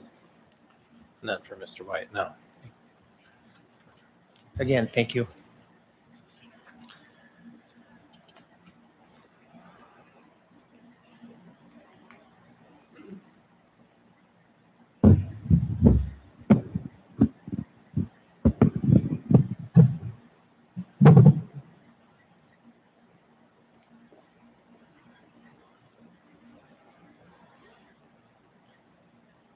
Good evening. My name is Steve West, and I'm the owner of the Farm 2005 parcel that you see up there that Eric has spoke to, and also Fred. I guess I have to agree with Fred. You've probably heard enough about both these two parcels and how you have eliminated his quarter section and took a arrow or diamond-shaped wedge out of the parcel that I own. But Fred and I have been out there a long time, and the trash and disrespect of our farm ground as people have built to the south of us below Burns Road, and then the Clark addition is growing a little bit. We can't keep people out of my circle or his circles that communicate back and forth maybe 4 times as much as 4 times a day to that grade school that's south of Burns Road. So you have a natural border there with Road 52 going north, and it could attach to Clark, as Fred has said. I would surely like to see that. It gives you a natural north-south expansion to take traffic to Clark Road. If you allow it to go like it's going here, what I fear is the Clark addition will expand further into the new development that we're talking about in the new UGA, which if you want to minimize what we've experienced for the last 15 years, the cleanest line to separate farming and the Clark addition and this new expansion is to draw a straight line. By taking that notch out of Fred's land and the notch out of my ground, you've just exposed probably double the footage that I'm living and trying to farm, or Fred's living and trying to farm next to modern housing and 3 to 5 houses per acre next to our circle or whatever we're trying to do. But you can see what I'm trying to explain, that you would minimize that with allowing Road 52 to be the border for the expansion, separate the Clark addition, take that traffic straight to the Clark Road, and the same on my parcel by taking that triangle wedge out of there. that's just gonna invite more trash, more couches, more refrigerators, you name it. Fred and I have seen it all out there. And, quite frankly, haven't had much help from the county or the city. We can put signs up one week and they're gone the next week. We can put concrete barriers in there and move them in with heavy equipment. But there's enough equipment in the Clark addition on some of those little tracts of land that they'll come out and drag them out of the way, and the next day the soccer moms are going right around our fields and through our fields. So again, I encourage you to take a look at what we've explained to you here. We've been out there a long time. We kind of know what we're against, and we're trying to minimize a future problem that you're going to create if you let this go like it is. I understand millions of dollars are at stake here, but at Fred's expense and my expense, I see a taking of our land that doesn't benefit anybody, but maybe these millions of dollars are a holdup for a month or two, or who knows how long, to get it straightened out. So I ask you to reconsider this plan and figure out a way we can minimize the problems that are going to happen here by going forward. Thank you.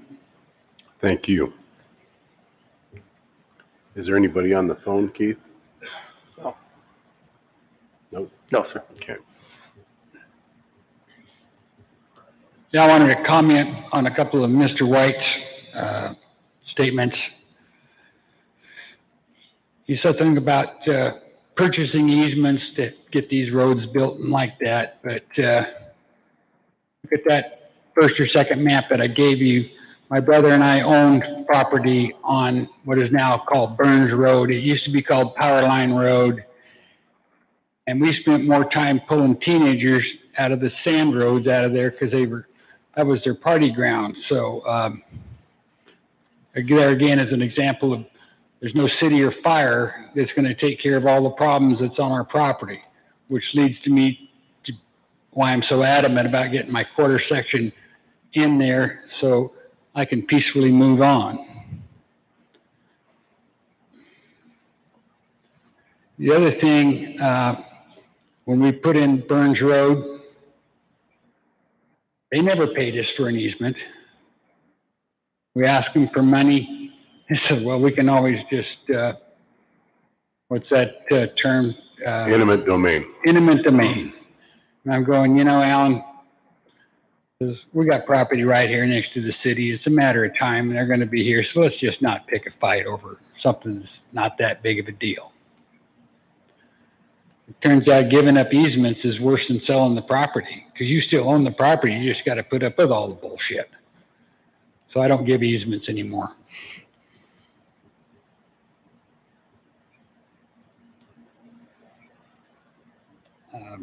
If I could read my own notes, I'd be a lot better off.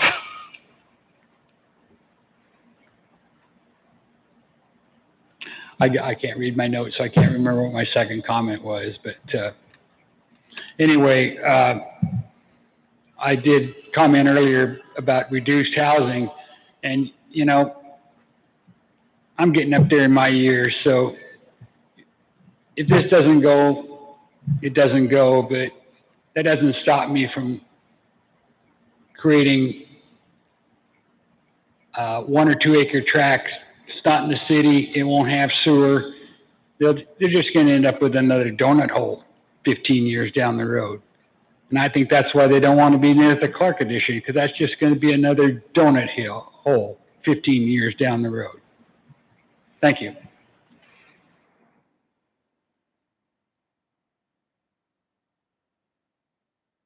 Is there any other public comment?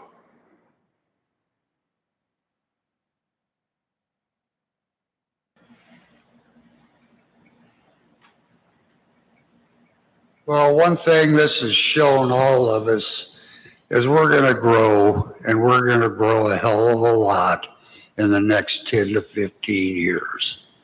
And what we need is for the three of you, when you have your joint meeting tomorrow, to start talking about a loop or a beltway or whatever the hell you want to call it, and get another bridge across the river so we can have a loop around the Tri-Cities to alleviate a lot of this interchange problems on exits on I-182 and Clearwater and wherever else, 240, all the congestion.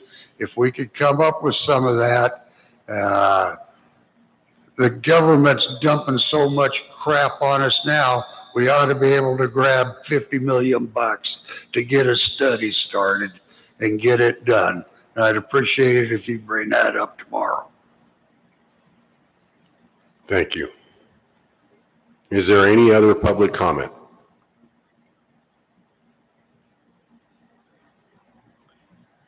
Seeing none, I will now close the public hearing. Do the commissioners have anything else they'd like to say? I have a question for Nicole, if that's appropriate, or is it too late? Nicole? Appropriate to have a question to Nicole after we close it. Yeah. Yes, sir. So these changes that are being discussed, is that something that we have the power to change, or is that going to delay the whole process? Yes, any change to the proposal as presented tonight, which was recommended to you by the Planning Commission, which has gone through all of this process, would most certainly delay the process unless you were to maybe pull it back or, do any changes like that. But let me get...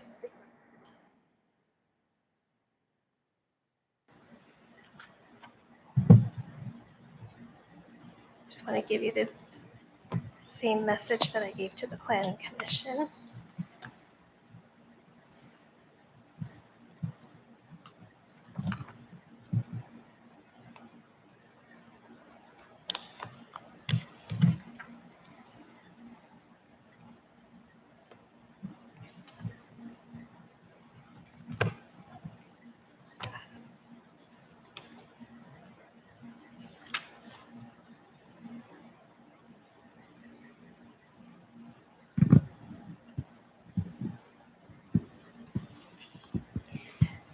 One of the things that we pointed out in our staff report to the Planning Commission is that this expansion that's proposed, 26% of the expansion into the Pasco UGA is where you will be encompassing rural lands.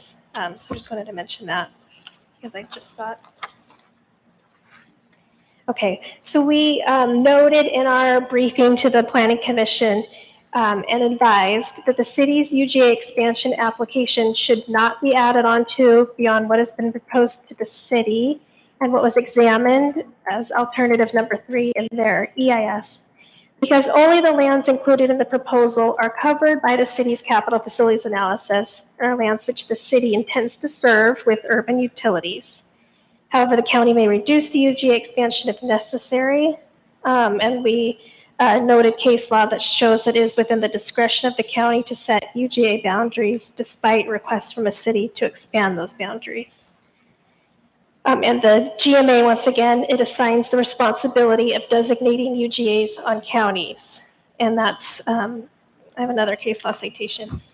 Bottom line is, if you don't like the area that we snipped back for near the airport, you could do that. We would need to prepare a new ordinance.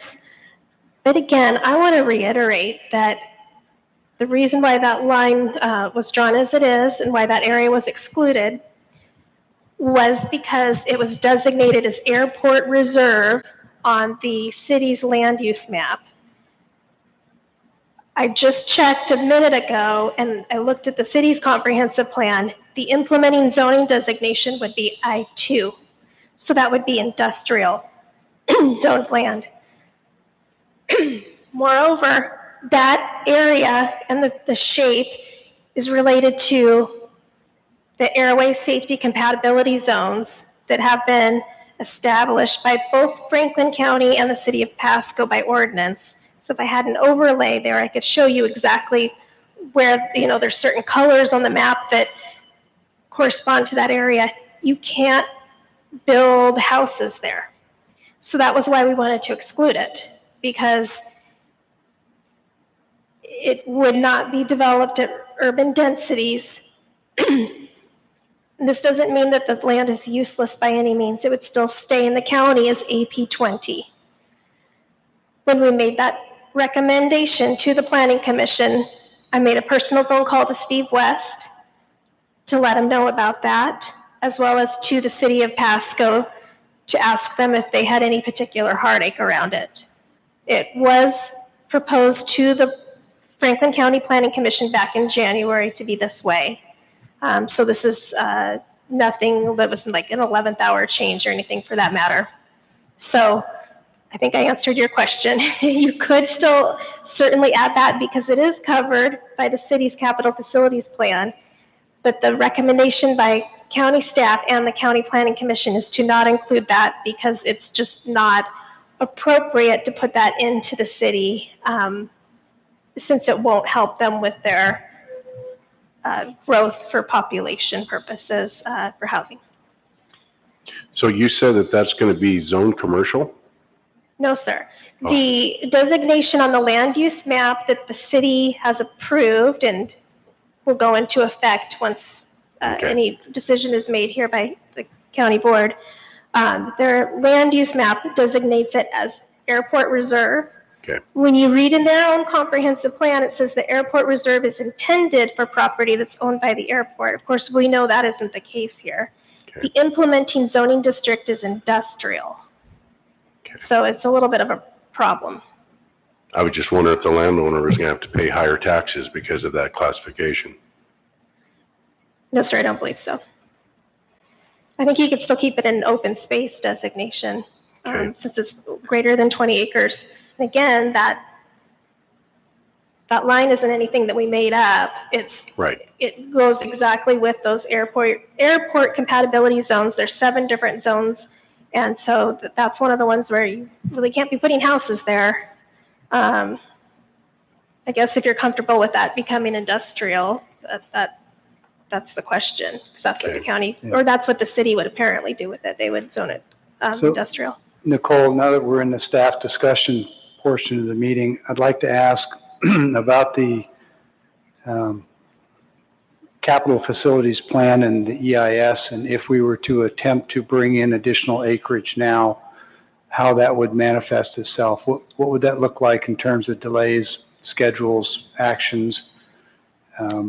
It would be extensive, Commissioner Peck. So anytime you're going to do an EIS, you have to start with scoping. You have to look at different alternatives. You have certain periods, comment periods and everything else. So, as you can well imagine.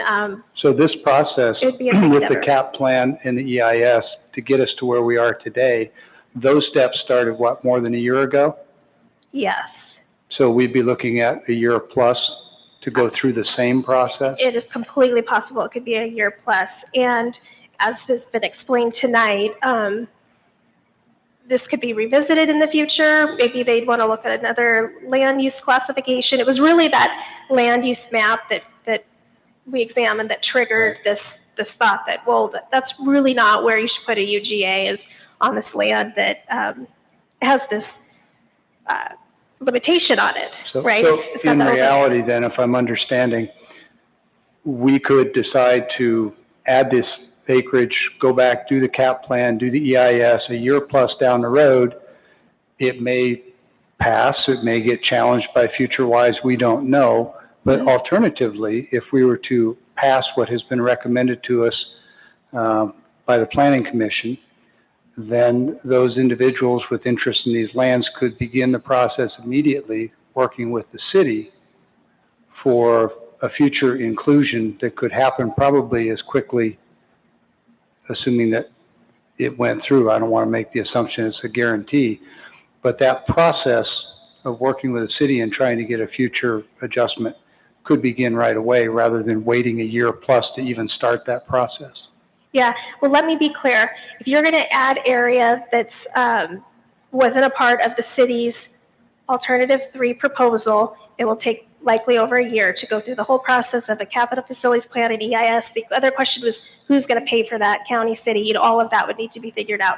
But make no mistake, if you wanted to not exclude this 32 acres, approve it as presented.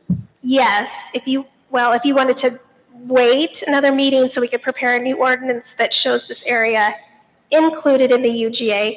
Because it's covered by the city's capital facilities plan and EIS, you'd be okay. So I'm making I'm distinguishing between the Olberding property and other landowners' property that wasn't included in the final proposal by the city. And again, the commitment has been made by the city that they will extend utilities, to these urban growth areas, versus this particular piece of land that was a part of the city's proposal under alternative number 3 that county staff and planning commission later decided should be excluded, that 32 acres. That's the special piece that's a little different. If it were added back in by this board, what's the likelihood that would prompt a challenge? Any thought on that? I think that would, in my opinion, that would change things up, because the closer you move this UGA to the airport, the more folks are going to be sensitive to the appropriateness of that. There's a lot, and this has all been written in the plan. We have a section, I haven't been able to read the whole plan to everybody, but there's a good section in there about land use compatibility and how important it is to look at compatibility between farming and different land uses. Some of the tensions have been brought up tonight. Certainly airport siting and the airport as it exists in its future, that can have tension with land use, enjoyment of residential property. Certainly noise, vibrations, odors, or even just a perception of these things, or some people feel, afraid. So all of those things factor in. But I would say that if you go with the proposal tonight, it makes you that much more protected against a potential appeal from those folks who will say, hold on, Franklin County, we don't like what you're doing. You're making your UGA too big and you're going too close to the airport, and we don't like that. So we received correspondence from FutureWise, and I believe they specifically cited this airport compatibility area as one that, as I read it, they would challenge if it were included. Yeah, in fact, they didn't like a lot more of it going in. So we're already in that area where they weren't, happy with things. We also received letters from Commerce and DOT warning against UGA expansion in proximity to the airport. And we responded to their comments, but we thought that it's prudent, as I said before, to exclude this certain piece of land, because why would you put land that's got this pre-existing designation on it that limits the land uses? Why would you put that in an urban growth area? And I think the comments that we've heard tonight, a lot of it had to do with, well, if my land's in the city's UGA and I can annex, then I can get police protection from the city rather than the sheriff for my land. To me, that's not something we've ever factored in terms of this question of expansion. I mean, certainly we look at the availability of police protection and services, but we don't bring land into the UGA so that people stop dumping their garbage. To me, that connection, that was lost on me a little bit, to be quite honest. So Nicole, we're worried about being challenged on this, and I've got that FutureWise letter here. You don't think we're going to be challenged on this expansion? I couldn't say if we'll be challenged. We did discuss at the last meeting the fact that Benton County has been challenged many times. Because they say in their statement here, we urge the county commissioners to deny the proposed UGA expansions. Yes, that is their position. They're not in support of the expansion. They would rather you wait and see what the city's going to do in terms of adopting new zoning code and different things. They've expressed that, and they think that anything that's this close to the airport should be out of the question. And I acknowledge that this line is not, it's not a farm circle. It's not it doesn't work with a pivot, it doesn't have any use for that. But again, these overlay zones have been pre-created and agreed upon by the city and county long ago, many years ago that was adopted, and that was for airport safety compatibility planning. We've created these safety zones because we don't want to put a school there, and we don't want to put a bunch of houses there. That's something that is a best practice in terms of planning and looking at land use designations. Nicole, you've touched on, and I guess I brought it up, the future-wise question and where they are on the airport. It's my opinion, based on having worked with them a number of times, that if we were to add additional land within the vicinity of the airport, it increases the likelihood of a challenge.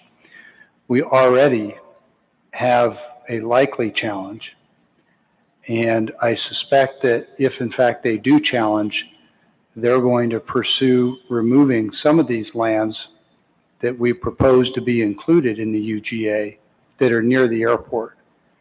And so if we move this forward as recommended by the Planning Commission, and either we don't get a challenge or we're able to negotiate something that is tolerable, we could get an awful lot of what it is we're trying to get. If we reach to add the additional acreage and it brings a future-wise challenge, they won't ask us just to remove what we've added, at the end here, let's say.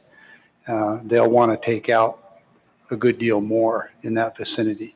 That's all my opinion. Is there anything in there that you would say maybe is overstated or unreasonable? I'm just looking for a test. You're the expert, but that's my view of it. Yeah, I can't predict what will happen, but to my line of thinking, this is kind of like when you're playing Jenga and you want to take that one last piece out and place it on top. Is this the last piece that will keep it from falling down? We want to do what we can for the county. We want to, as you said, we're going to plan for our growth and everything, but we want to carefully consider what we do and do not do that could be that Jenga block that makes the whole thing collapse. And if we get this challenged in the next 60 days, then nobody gets to move forward. We're all hamstrung at that point. And again, if we pass it as presented, it does not close the door on working to add these subsequently. That is correct. Okay. But you just said if we pass it as presented and it's challenged within 60 days, then it's all shut down anyway. That is true. Okay. That is true. Is it more likely, in your opinion, that it would be challenged with or without adding back these pieces? We would not have recommended this exclusion of 32 acres if we didn't think that it was in the best interest of the county to do so. Okay.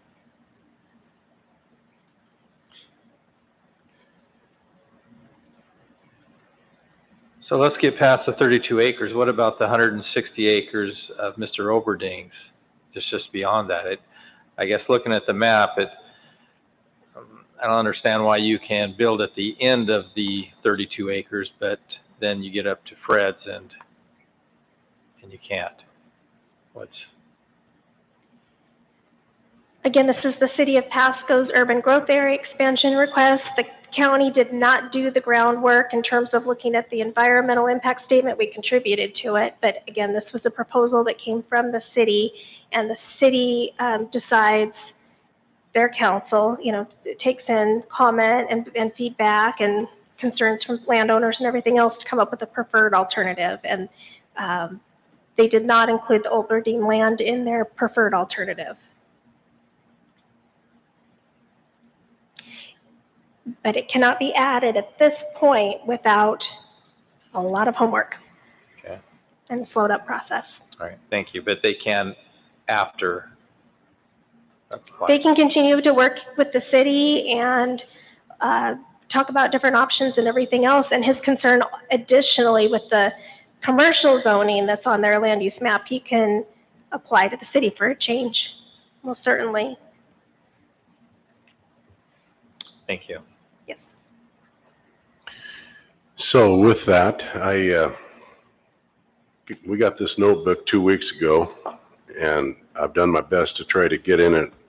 I've just scratched the surface of it. Whole new presentation tonight by some of the public, and got an additional amount of paperwork today on this. I really would like to wait till our next commissioner meeting and review even more of this material, and I'm looking at maybe just not rush into this and look at this material for another week. That's my opinion. So, Mr. Chairman, my opinion is that we have a number of people who have come into our meetings and given testimony that they're in dire need of this process moving forward so that they can move forward on projects and contracts that are held in abeyance because of this, federal grants and funds that are pending for the city. I can't assure you 100% that a week is going to kill that, but it's not going to help it, and those funds could go elsewhere. And I'll stop there and allow the city to speak further to that if they want to. But the reality is that this has been a multi-year process. It's been through many, many, many public meetings, discussions, input, city involvement, county involvement through our entire planning commission. Their recommendation was approval. Our consultants who did the work, their recommendation is approval. I'm as sensitive as anybody to the concerns expressed by the landowners. I do not believe that this forecloses on their opportunity to get these lands included and developed. I personally believe that the chances of them doing that probably are better if we approve this and they start working with the city county now, as opposed to the risk of this being delayed for several months or a year or more before they could even start the process. And so it's my opinion that time is of the essence on a process that has gone through extensive review. And I'm just seeing that anything that we attempt to change on here, short of removing acreage from the proposal, is going to put us in a long delay. I really think we need to consider those people that came into our meetings and urged us to move this forward as quickly as possible for the sake of federal funds and contracts that are pending.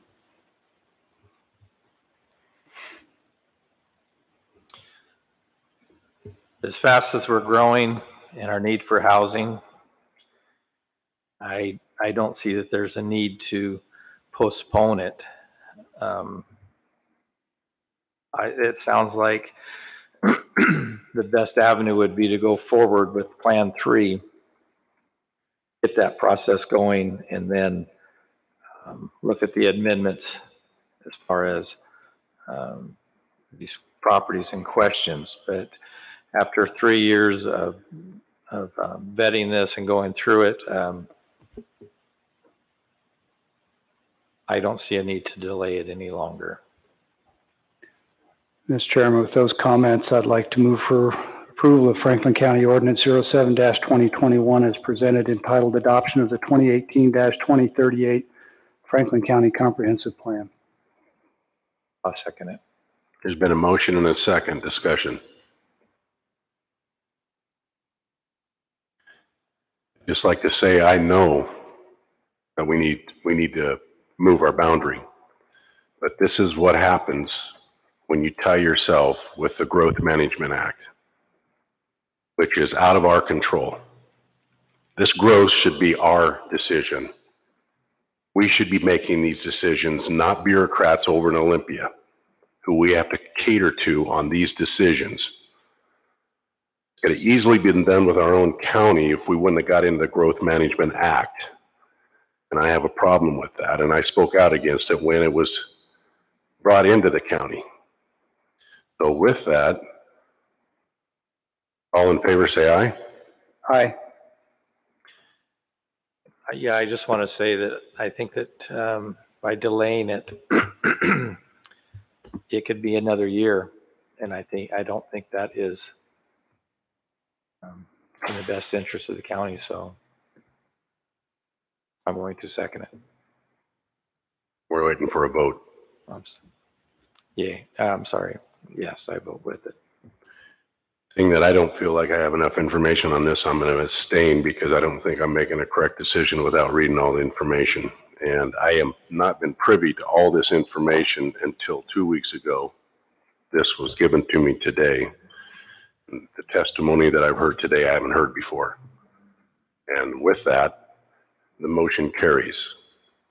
Next item on the agenda is public comment. Is there anybody with public comment?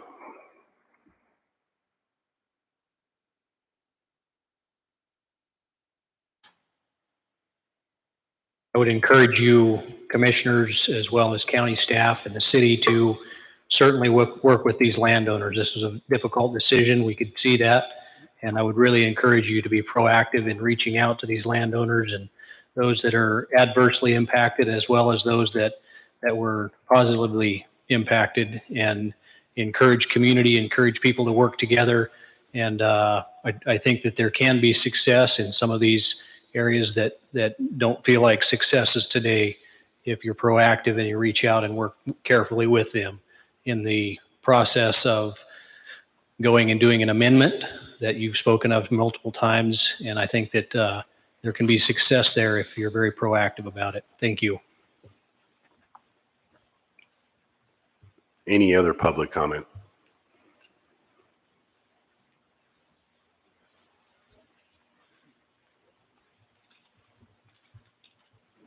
I don't really have a horse in the race, but listen to Mr. Oberding, and I think I know where he's at. I believe Google Maps took me on a quote-unquote shortcut through his property one day, trying to get into Pasco.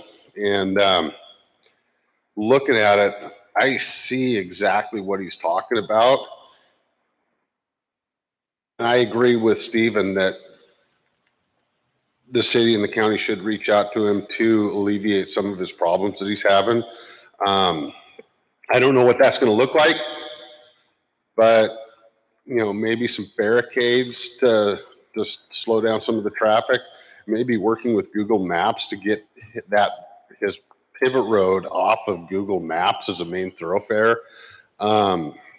There's a lot of different issues that could be resolved right there. Work with him and see if he can alleviate some of his concerns, and work with him trying to get the amendment that was spoken of pushed through to get him taken care of. Because right now, I look at it and I see him getting the shaft. Thank you. Anyone else for public I do have comment? one on the phone now. Okay, got a telephone call.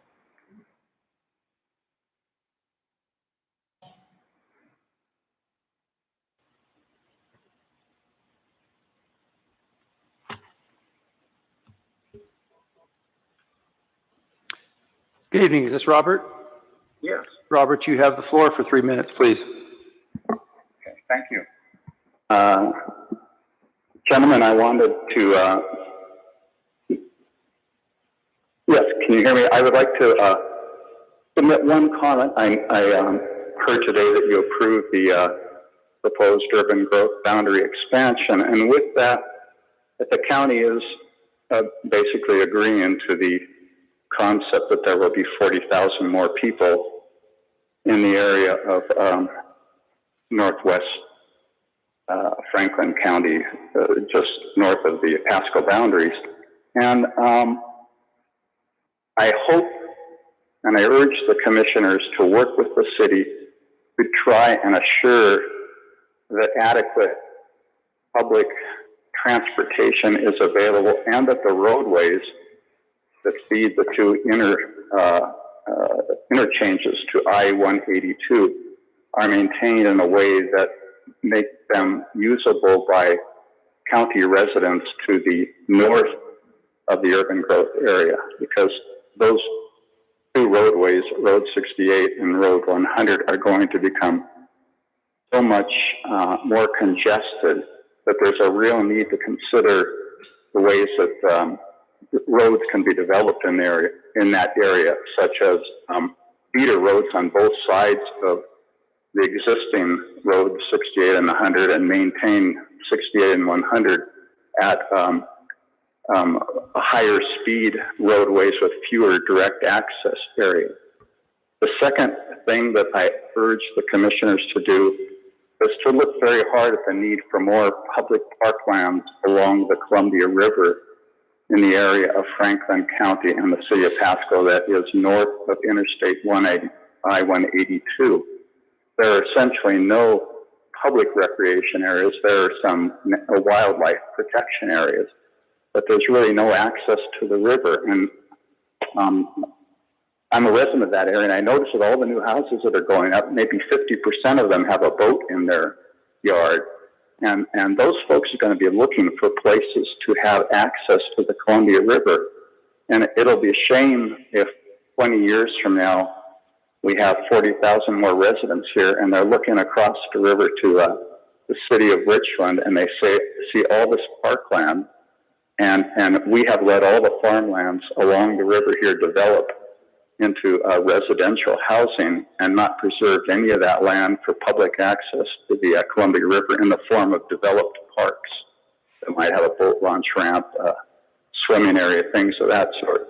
So recognizing that you have just made a vote to move towards a much more urban kind of a county in this area of Franklin County, I hope you'll also move forward to assure that some of those public services that future generations that live here, and not that far from now, I mean, 5-10 years from now, there's going to be thousands more homes in this area, and those folks are going to be looking for adequate roadways and adequate access to the Columbia River.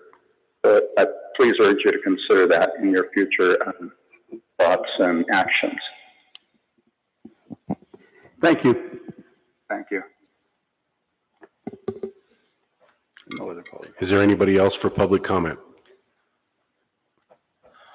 With that, this last week, I know we didn't have it on the agenda, but I would like to share a meeting that I attended with the Columbia River Caucus, and I asked some questions about the Columbia River and the allocation of water for the Columbia Basin Irrigation Project, and I asked if we were the senior water right holders, and they said currently, yes, you are, but with the adjudication with the tribes, and if it's ruled in their favor, we will become junior water right holders, which means we could find ourselves in the same situation as the Klamath Valley in California, and our water could be taken away from us.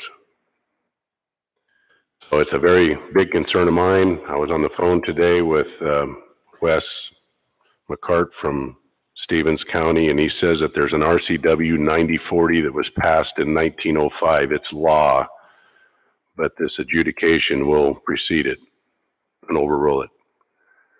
So there's a very grave and concerning future here for the Columbia Basin with our water supply. Just wanted to share that with you. Something else that's on the becoming more prevalent here in the Columbia Basin. Is there any meetings that the other commissioners attended they'd like to speak of?